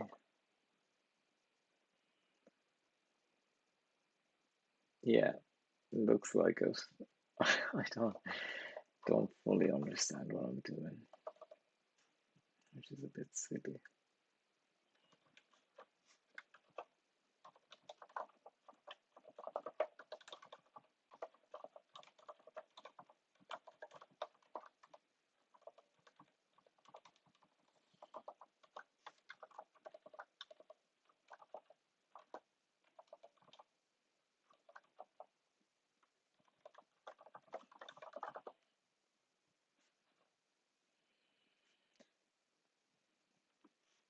I was gonna say 3 errors left rather happily there, but I think that's only because I've added some syntax errors instead.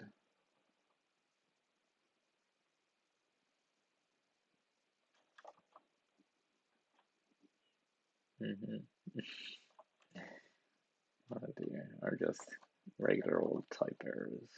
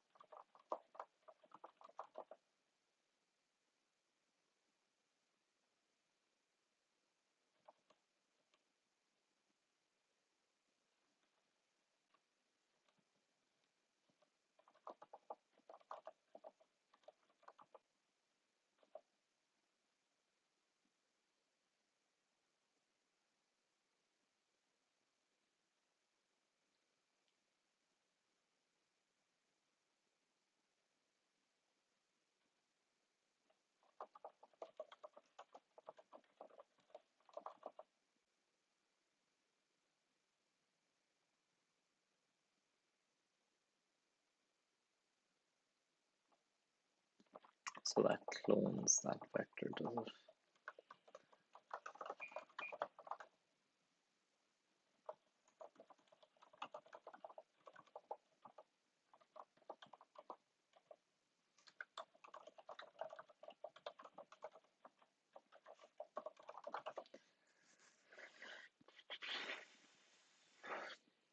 Okay, this seems like actually 3 errors left now. Do a long slog.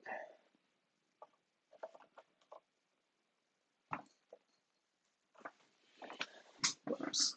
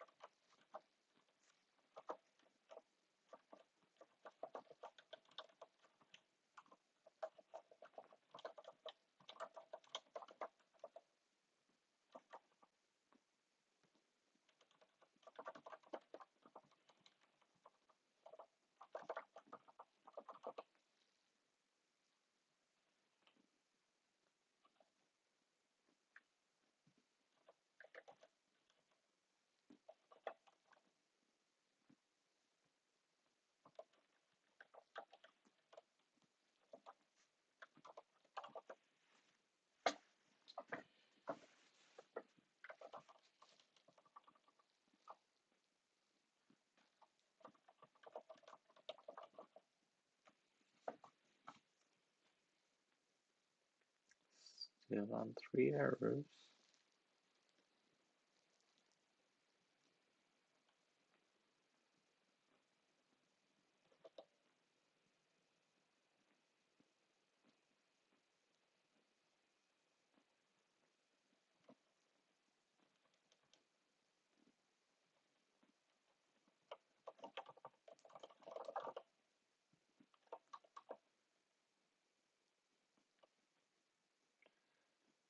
Two errors.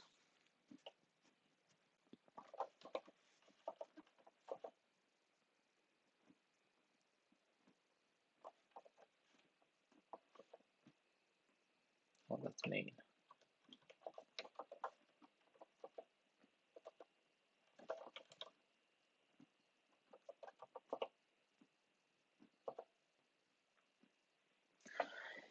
Last error.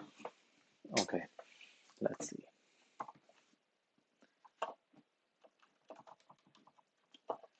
Okay, 4, 2, 2.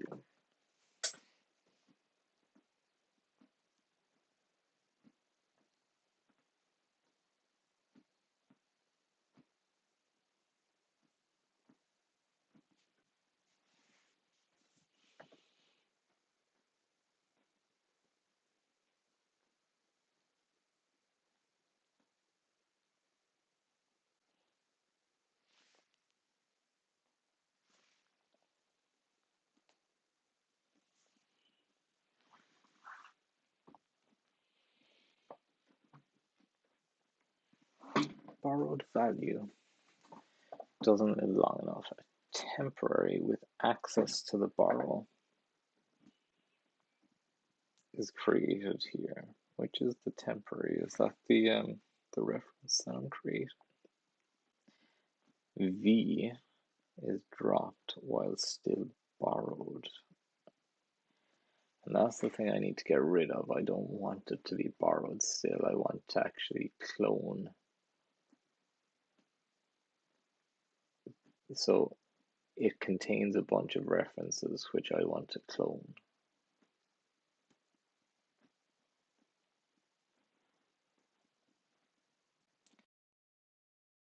Is it ready? Yes.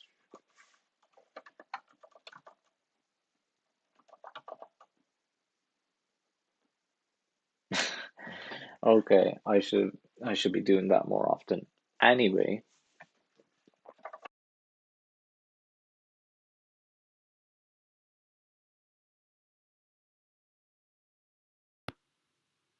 but that seems to have done it. And has that actually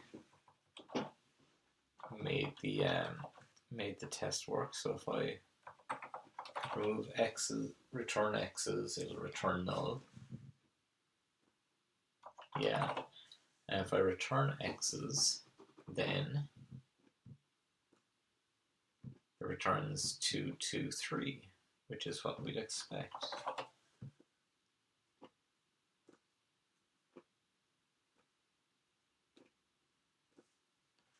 Why does it recompile when I run it again? Not quite sure about that actually. That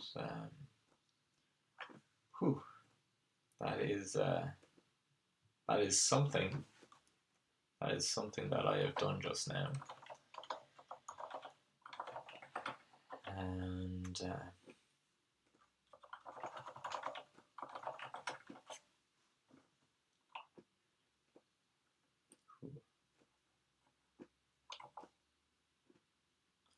that's a lot of something.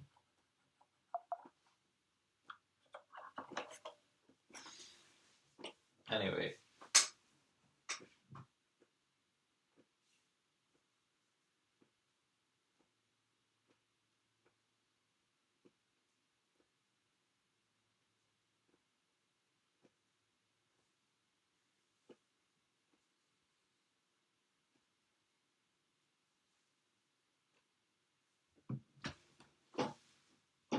Yeah, I probably will just commit it as is. It's not the cleanest, it's not the nicest, but it is working and it is functional. And I suppose again it'll be a basis for further work.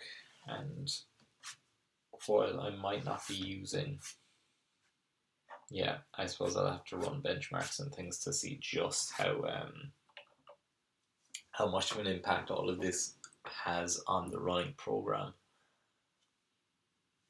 Again, at least this is just kind of a research / prototype implementation, so not the worst thing. So where are we now? So I suppose I'll add that.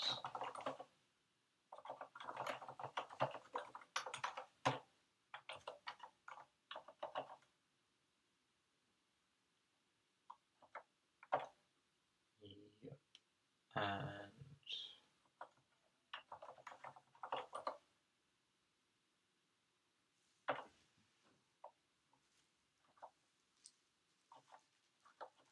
And then just add all the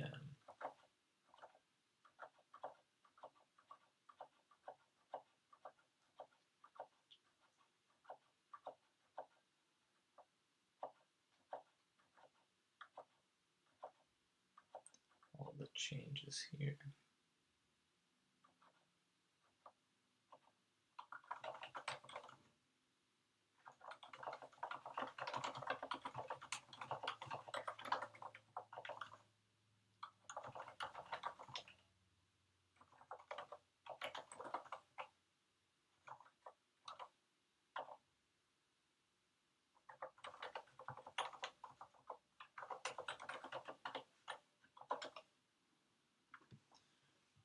Okay, so that's that implemented. Where to next? Yeah, so the last few bits. So this this finishes off the last snippet, thankfully. So from then on, I'm just gonna update my to-do list.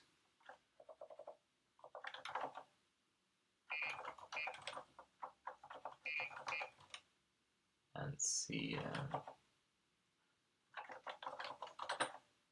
where we are. So I have variable assignment. I have some decomposition. So I need structural. I need I have list destructuring.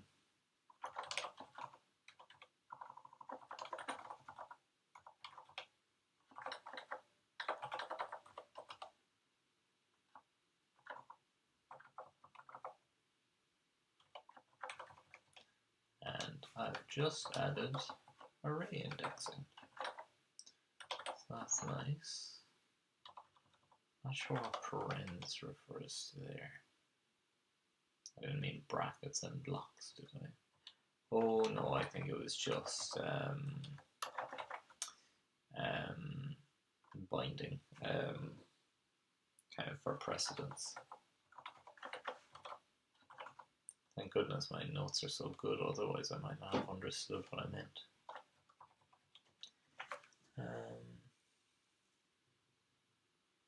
I don't have a quality just yet.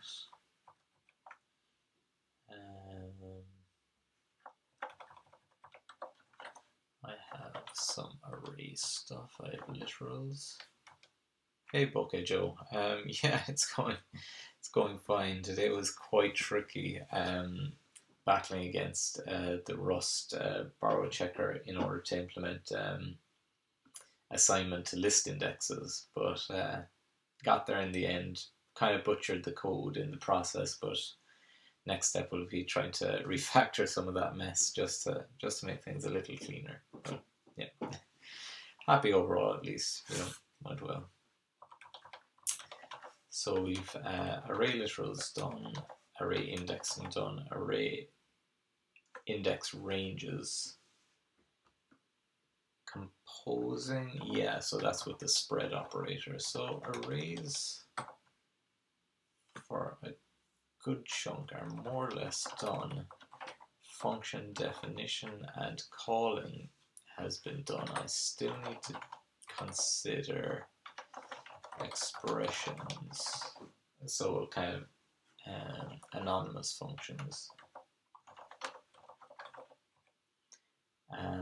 We have ifs, whiles, and extended for loops, and we have two built-in functions so far. We haven't added anything for reflection just yet, but I think that's a good chunk of it out of the way. So let's see, might already even have variable destructuring in for loops. I think we do. I can check that easily enough actually. I'd be interested to see. I think we got it for free as an offshoot of how the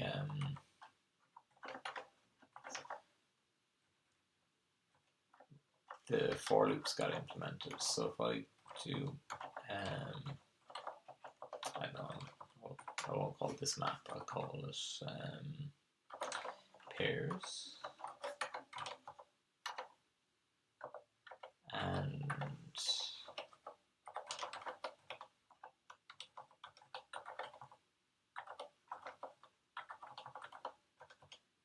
and then I went for A, B in pairs. I could print, well, I can only print one of these at a time, can't I? But if I do it like this, if it is destructuring them correctly, then that should work. It'll just go 1, 2, 2, 3, 3, 4. Not recognizing that. Is it the semicolon missing there? Yeah, 1, 2, 2, 3, 3, 4, 4. Or 1, 2, 2, 3, 3, 4. Nice. So yeah, I actually have that already, so I can put that under the done column.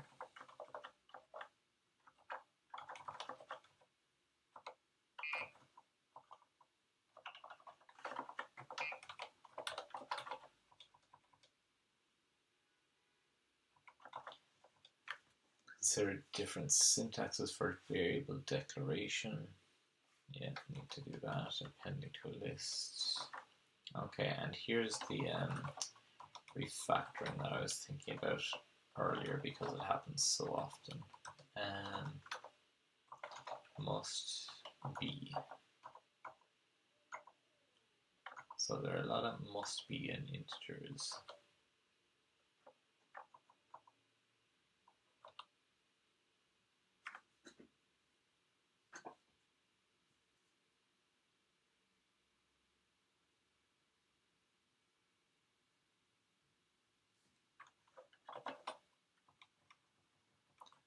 That probably doesn't need to be like that, does it? No, it doesn't, it seems. So that means I can refactor that.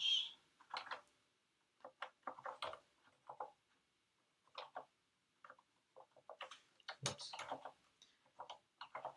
With, and what was I calling this? With int.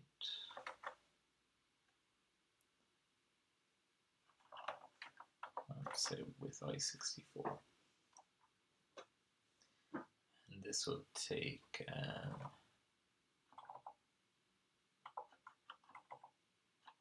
the usual evaluation context.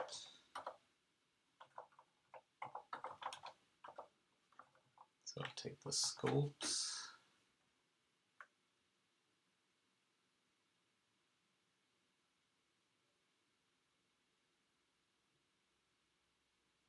And take the value.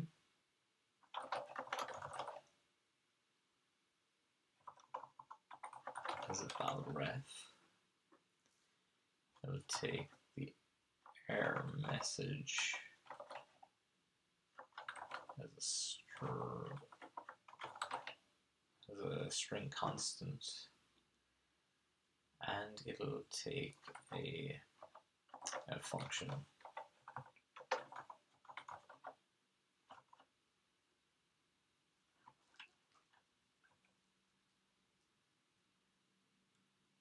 Take it as a function once.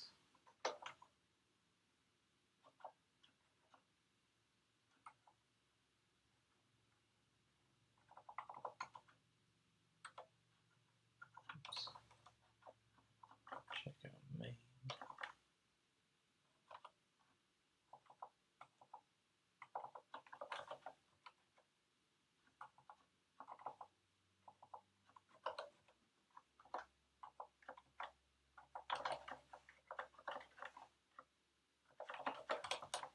And that will return.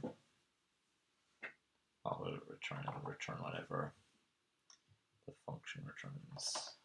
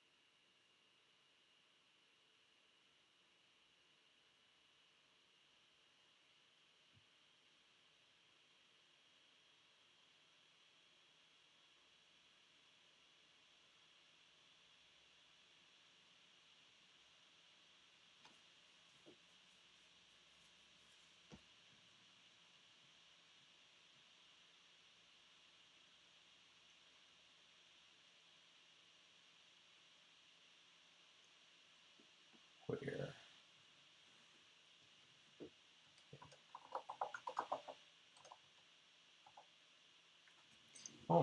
thanks for the questions. So it's so this particular one that I'm working on at the moment is actually more a research language for the purposes of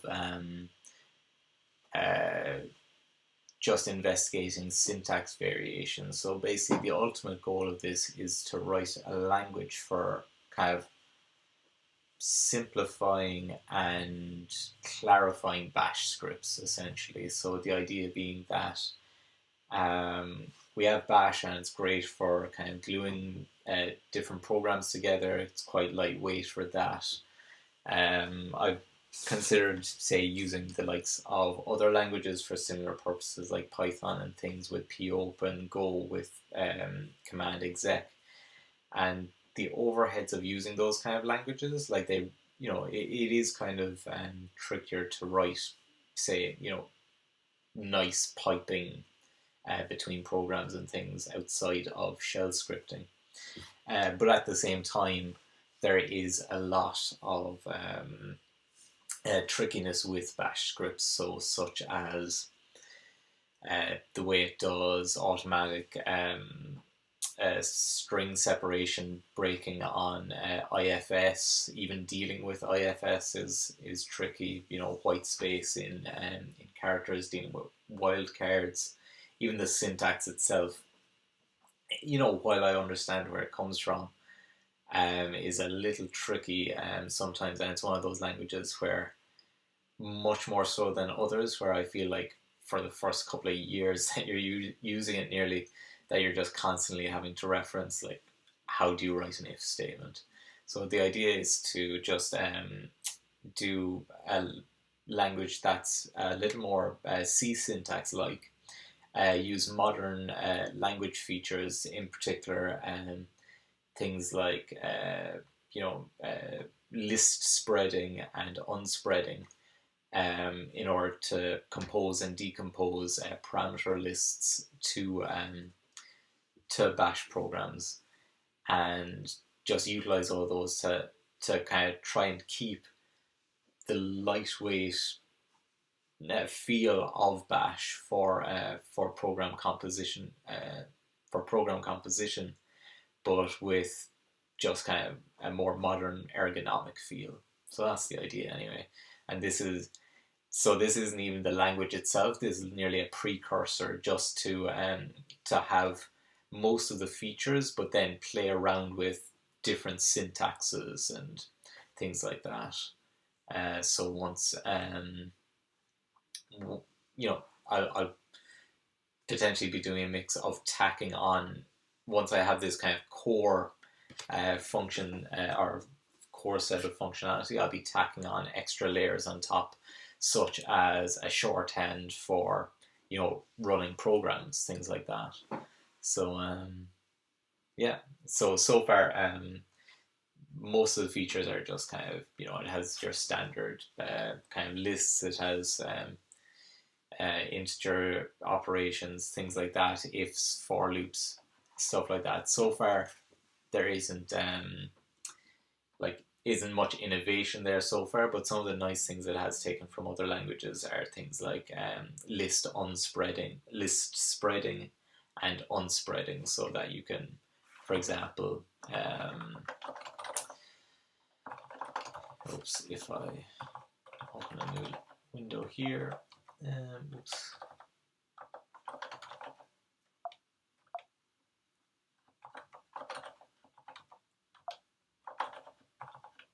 so we can do things like A, B, X's, and that'll kind of destructure X's into this new list. So it could be like, if X's was 3, 4, then this would result in 1, 2, 3, 4.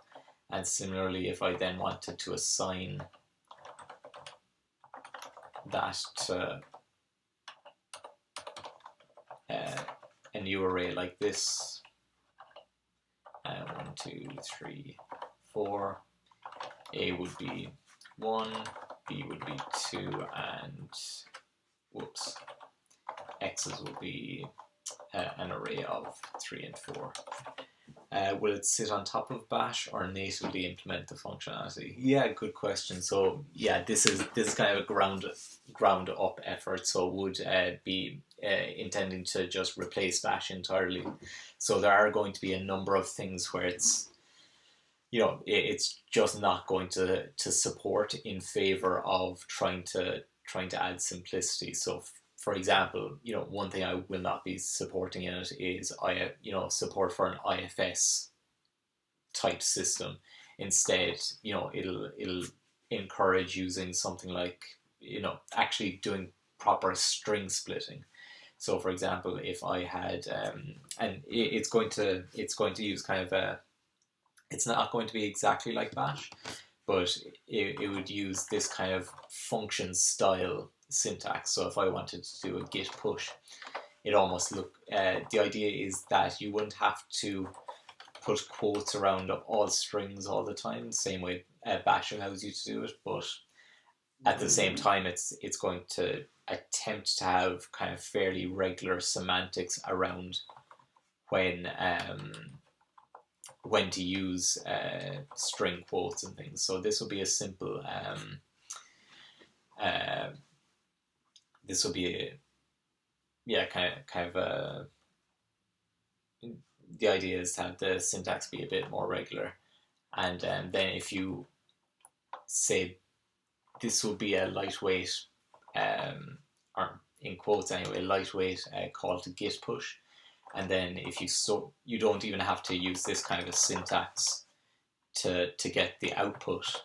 Instead, you just store the output in some kind of a variable like this, and then you could again, there are different decisions to be made, but in my head, ideally, you could just reference the standard out and standard error easily enough like that, and then if you wanted to you perform some kind of IFS-like functionality here, such as splitting the string on new lines, you'd be expected to use something like this instead of dealing with IFS.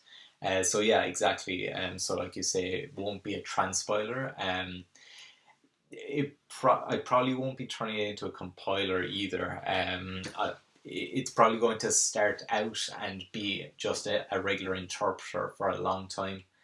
I could potentially use LLVM or something to actually make it compiled as well. But for the foreseeable future, just to keep things simple, I'll probably just be doing it in interpreter wise. Yeah. Thanks for the questions.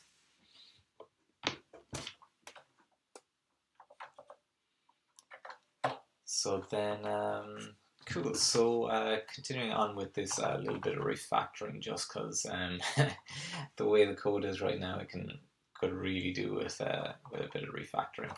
So I'll try this. I'm not actually sure. I'm still rusty. Keep making that pun, but I'm still not very well versed in using kind of higher order functions with Rust. So so it could take me a few minutes here, but at least I know what I want to do with it anyway, and what this is hopefully going to look like. So the idea being here that we'll lock and unwrap the value reference, and it'll return a result. And what's the syntax of function? So I can just do. So it just has the regular syntax. So if I have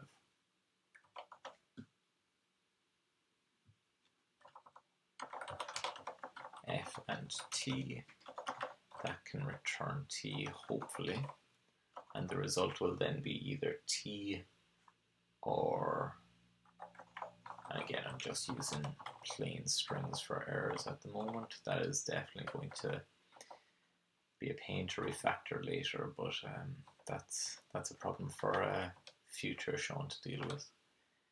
So and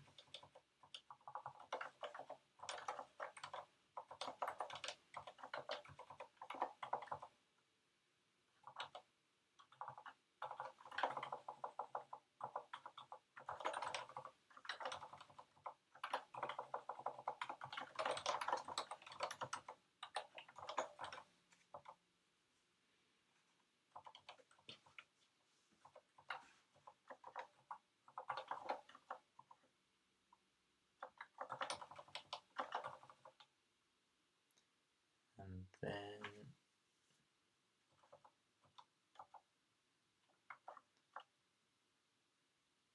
just be a matter of calling f.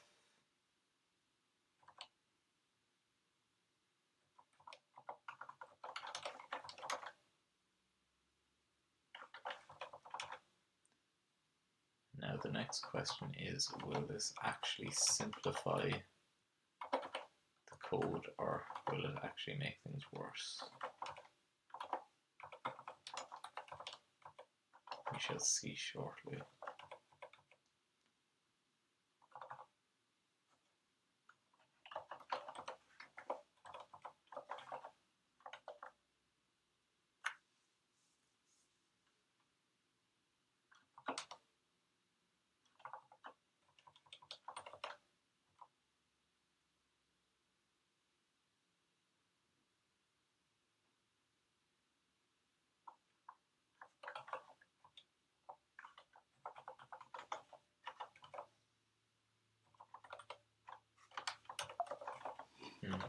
not loving the layout that I have there just now, but can always clean that up later as well.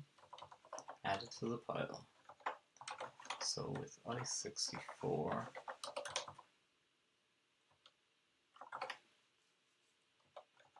so I'll take the scopes. Oh wait, I probably don't need to take that.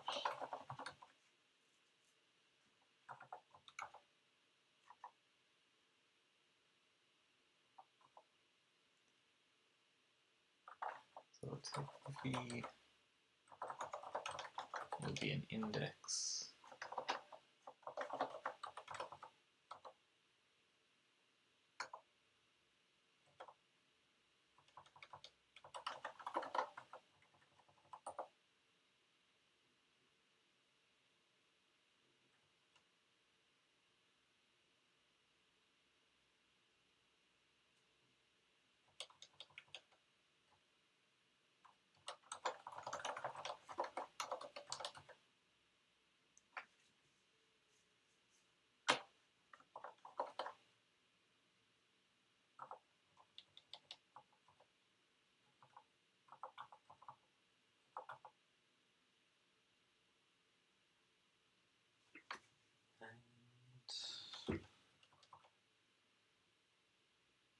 Let's try that.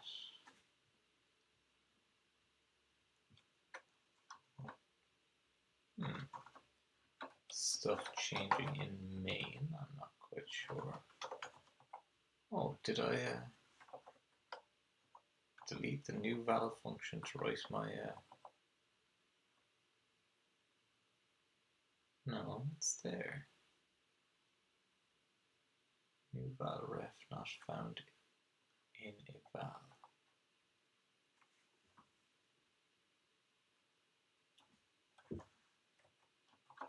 Is that not it there?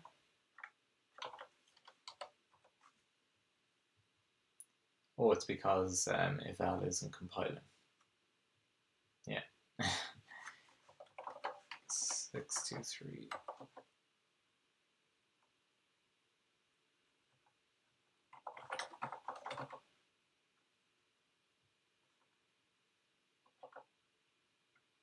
And still not compiling.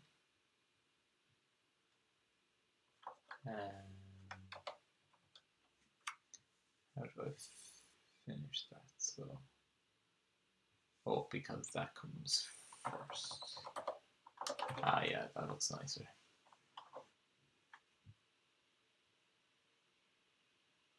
And still not compiling.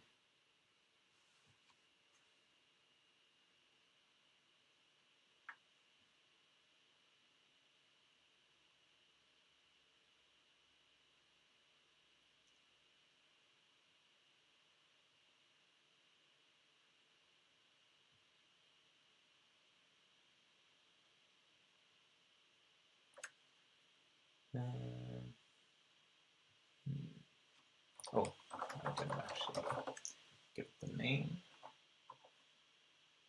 And we're down to 2 errors. Okay, so we've gone past the syntax. The syntax errors. So next on the agenda is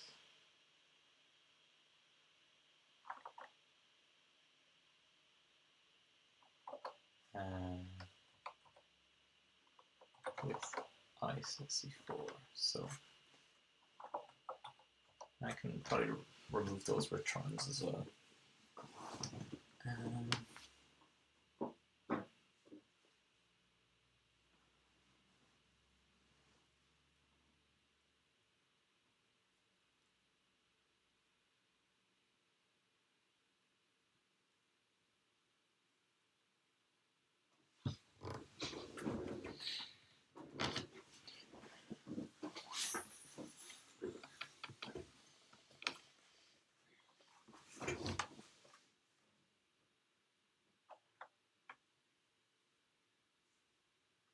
So expect an arc-mute.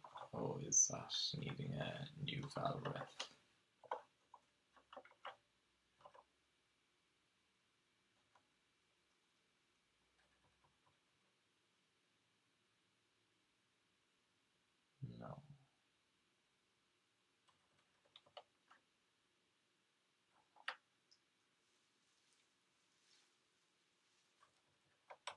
also under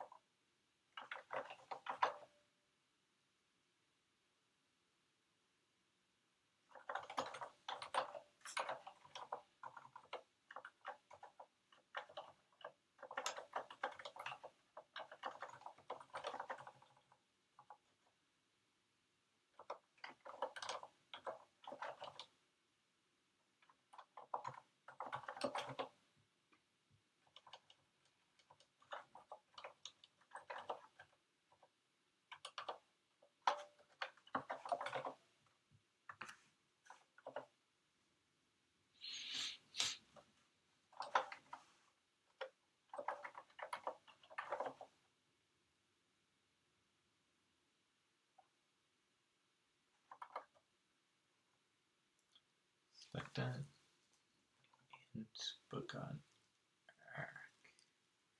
Oh, it's because, yeah.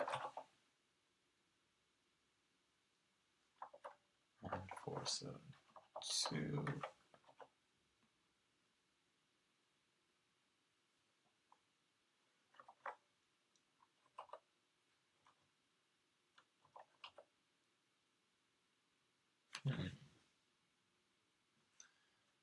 Expected an expression there. Oh yeah, I'm sure you did, buddy. I did too. Yep, that too.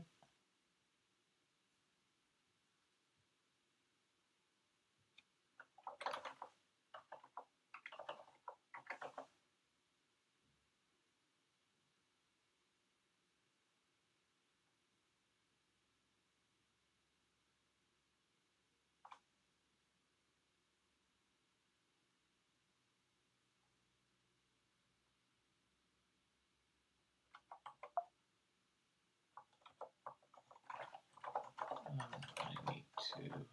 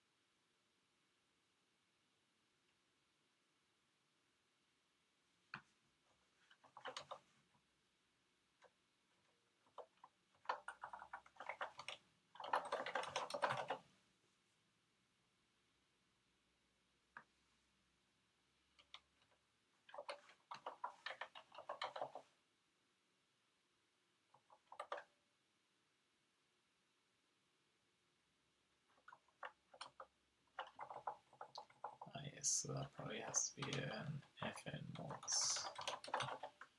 Is that the issue there with the closure? Closures can only course the FN types if they do not capture any variables.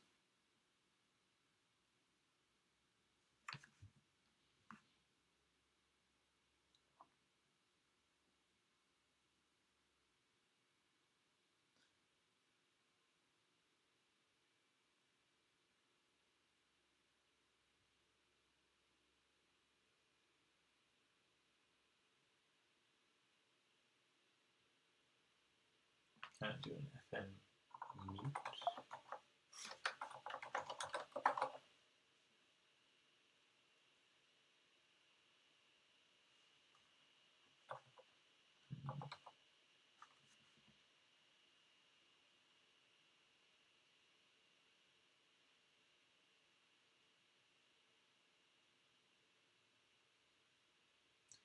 Expect a function pointer got closure.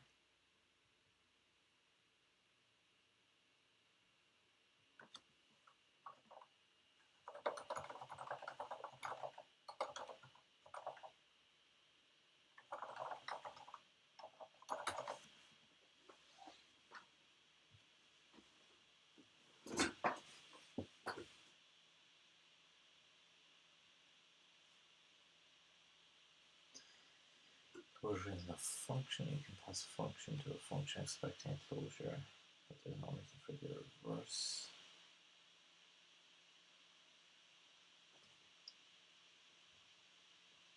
Oh, you have to.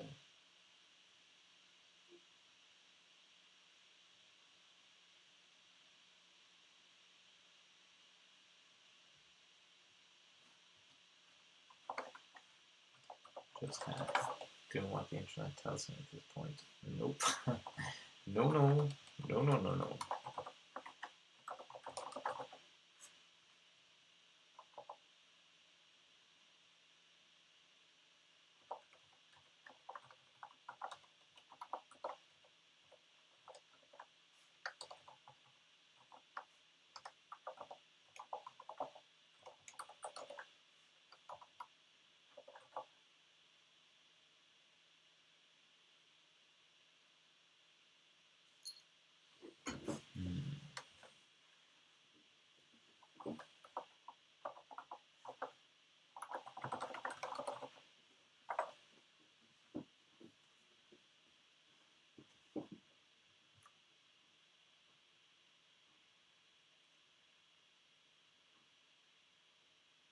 Expect a result with family unit. Oh yeah, that'll be that. Okay, one error there. So what's the dealio here with the oh yeah. So can I do that? I have to use dyn. I can probably undo the stuff I did a second ago then.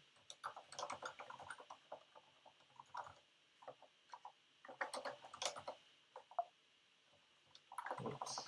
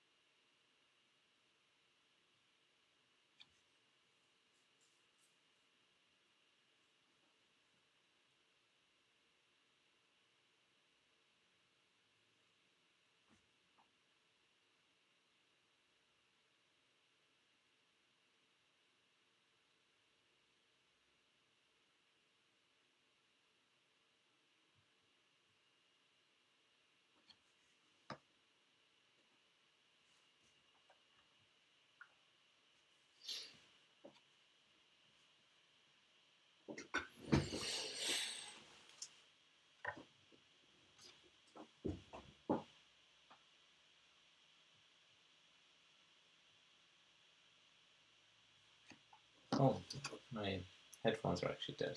I didn't realize that.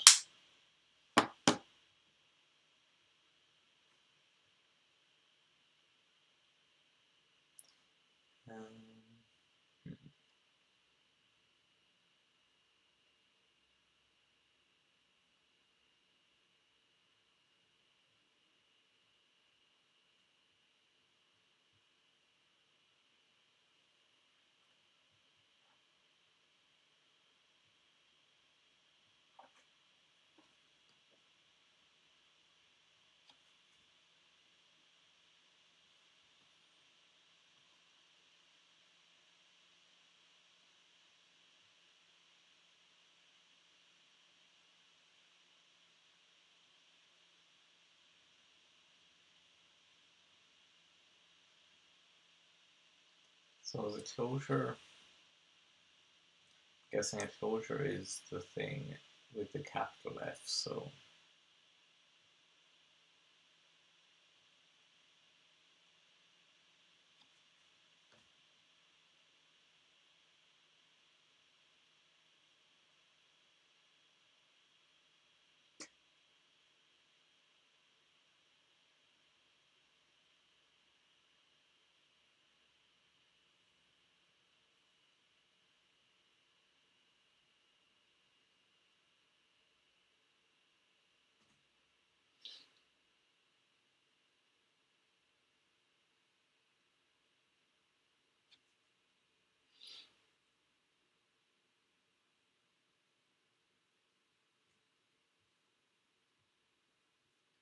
and so what was Stack Overflow saying? That you can pass a function to a closure, but you can't pass a closure to a function.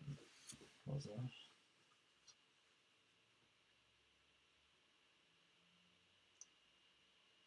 Yeah, you can pass a function as a closure, but you can't do it the other way around. So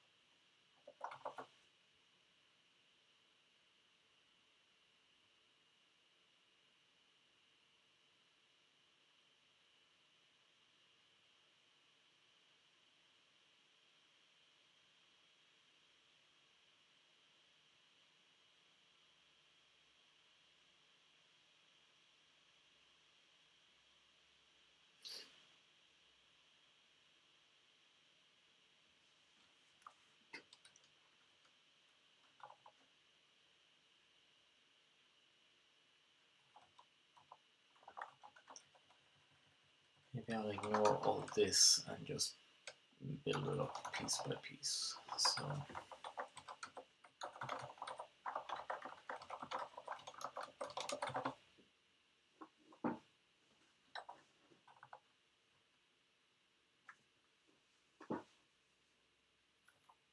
okay, so we'll start off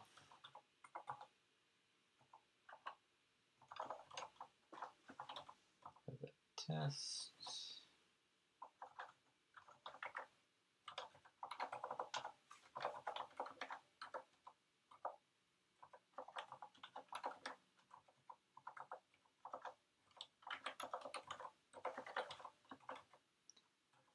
So that's just a regular old function.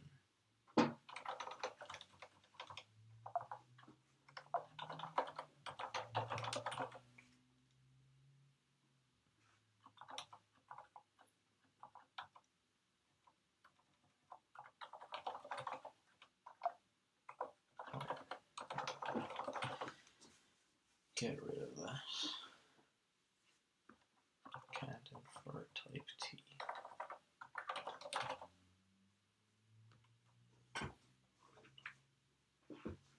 Okay, so that compiles. That's good to know.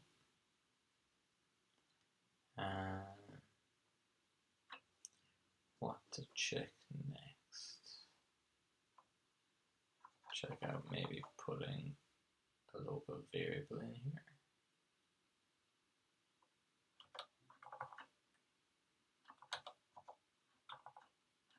So our maybe returning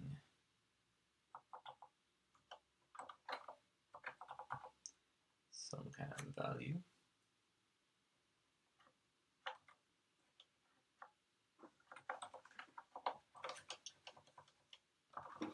Oh, I never actually called the function, so maybe I should do that.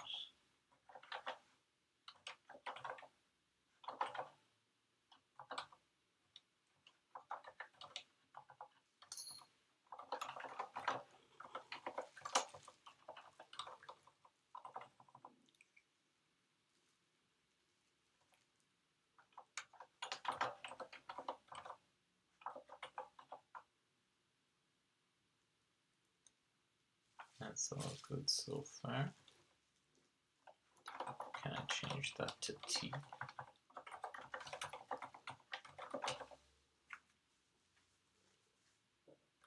That's okay.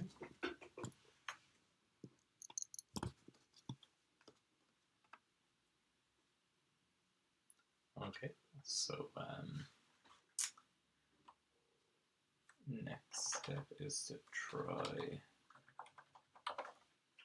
closing over some data. Oh, can I touch the keyboard? Yeah. Thank you very much.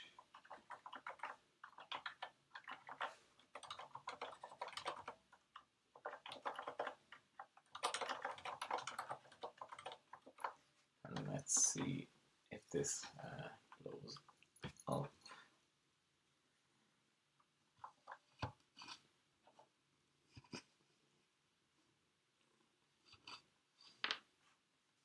No, that's okay. So then next thing is, can we take some data? Whoops. Can I take some data?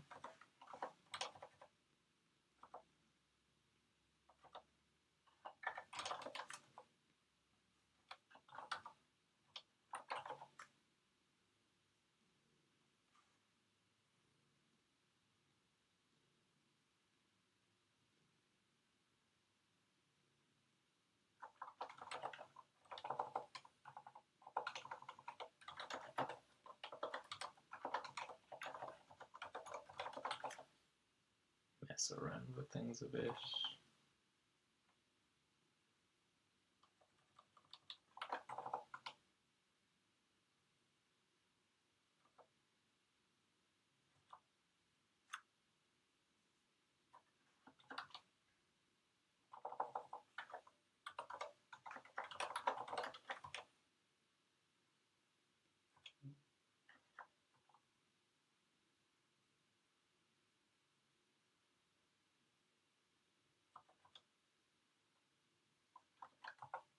And that can really just return whatever.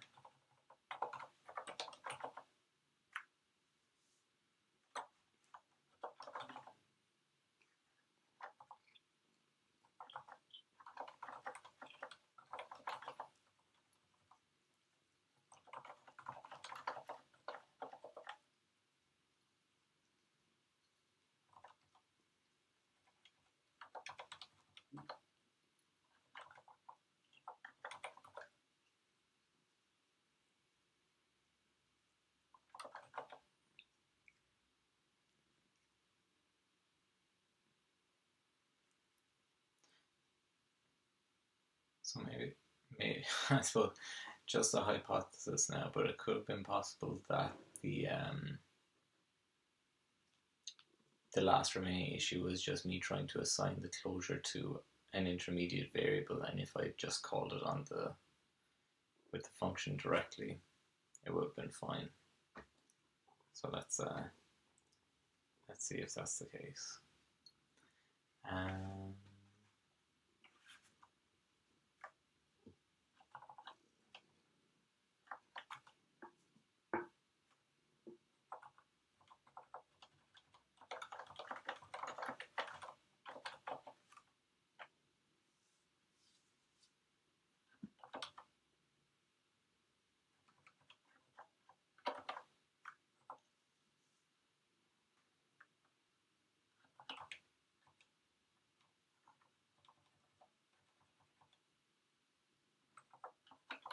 Yeah, let's just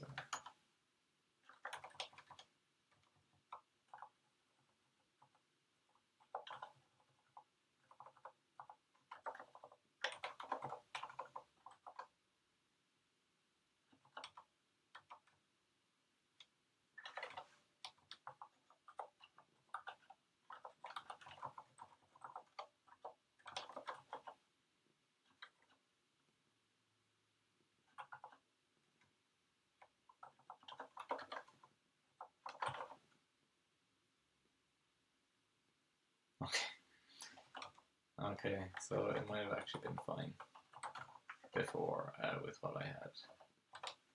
If I had just inlined the closure instead of putting it in a variable. Let's check here.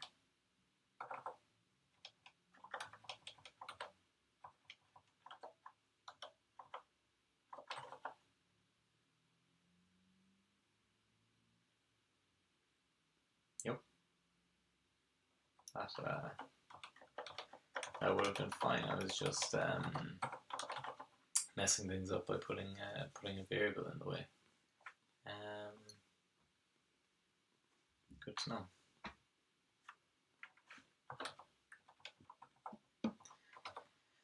Cool. So now I will tidy this up slightly.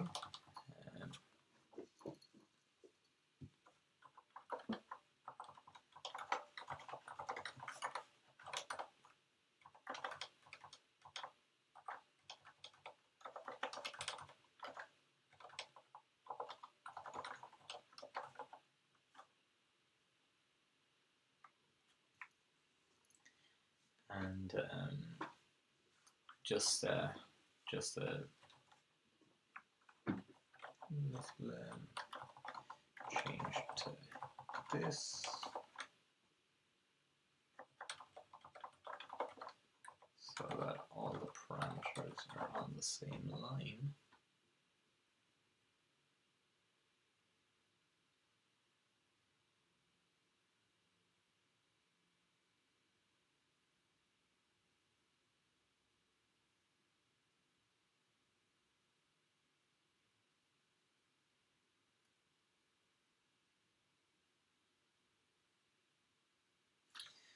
And yeah, that did not seem to tidy things up much, but it could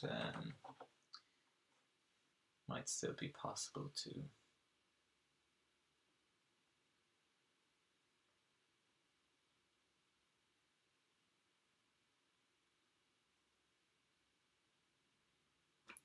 though realistically it's attempting to save 2.5 lines.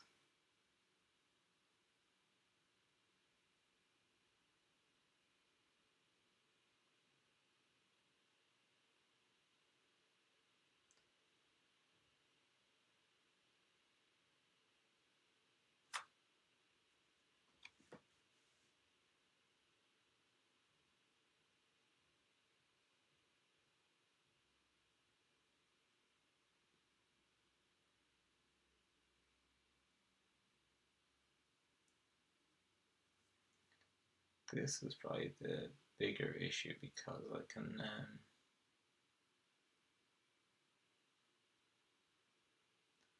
work around this. I can make this kind of a single line call without too much difficulty, I think.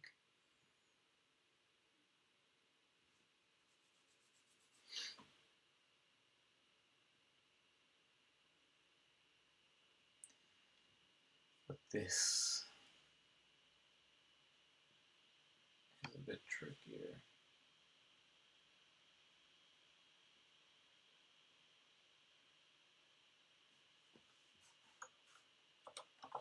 Although, first of all, I don't need all of that. In fact, I don't need that either, do I? Well, I do.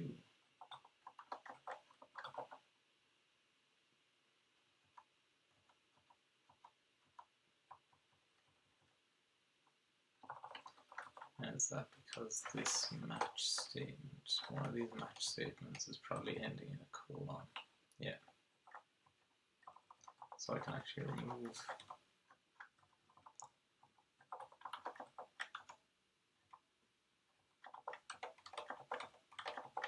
a big load of these.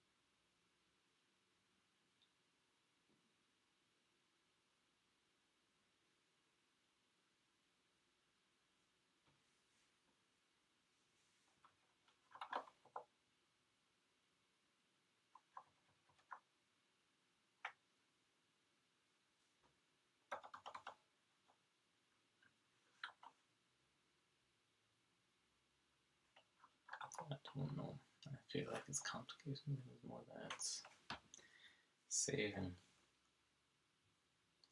What I'll do is just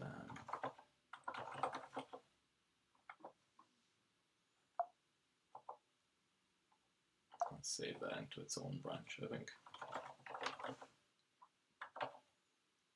Yep. Nope. And check out. So I'll branch them out.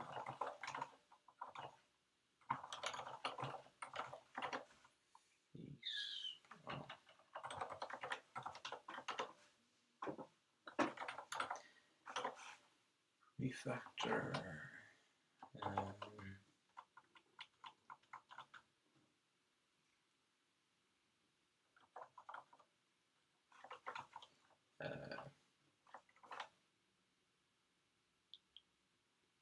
Integer helper.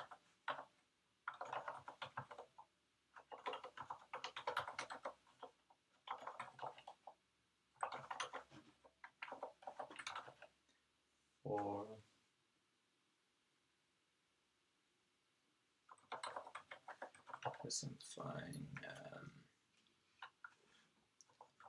variable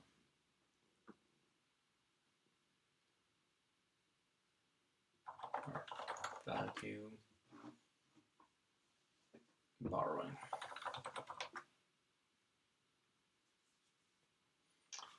Okay, and I'll go back to the main branch. Anyway, oh, I was wondering what was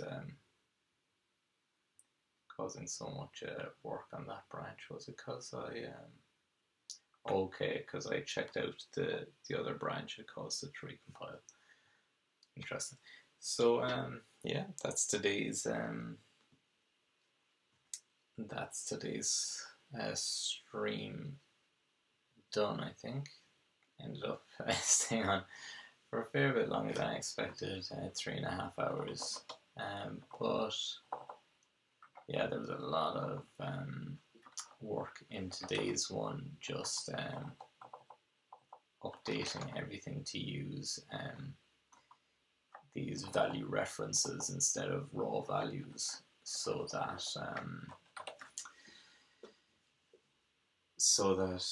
yeah, basically references to values could be passed around. And yeah, it was a fair bit of work, but hopefully that will and it did make the code base quite a bit more, not necessarily more complicated, but definitely a lot messier in my opinion. So hopefully I'll be sorting that out in time as well.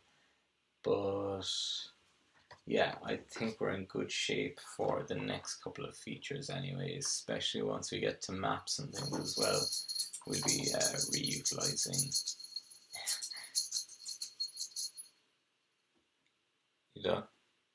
we'll be reutilizing the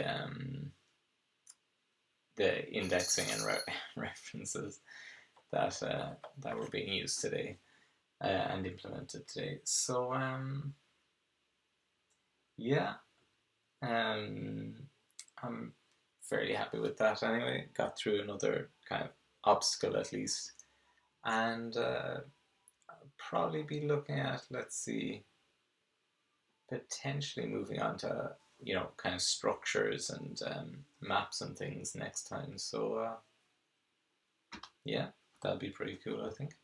So yeah, thanks very much for joining in, everyone, and you know, checking out the stream.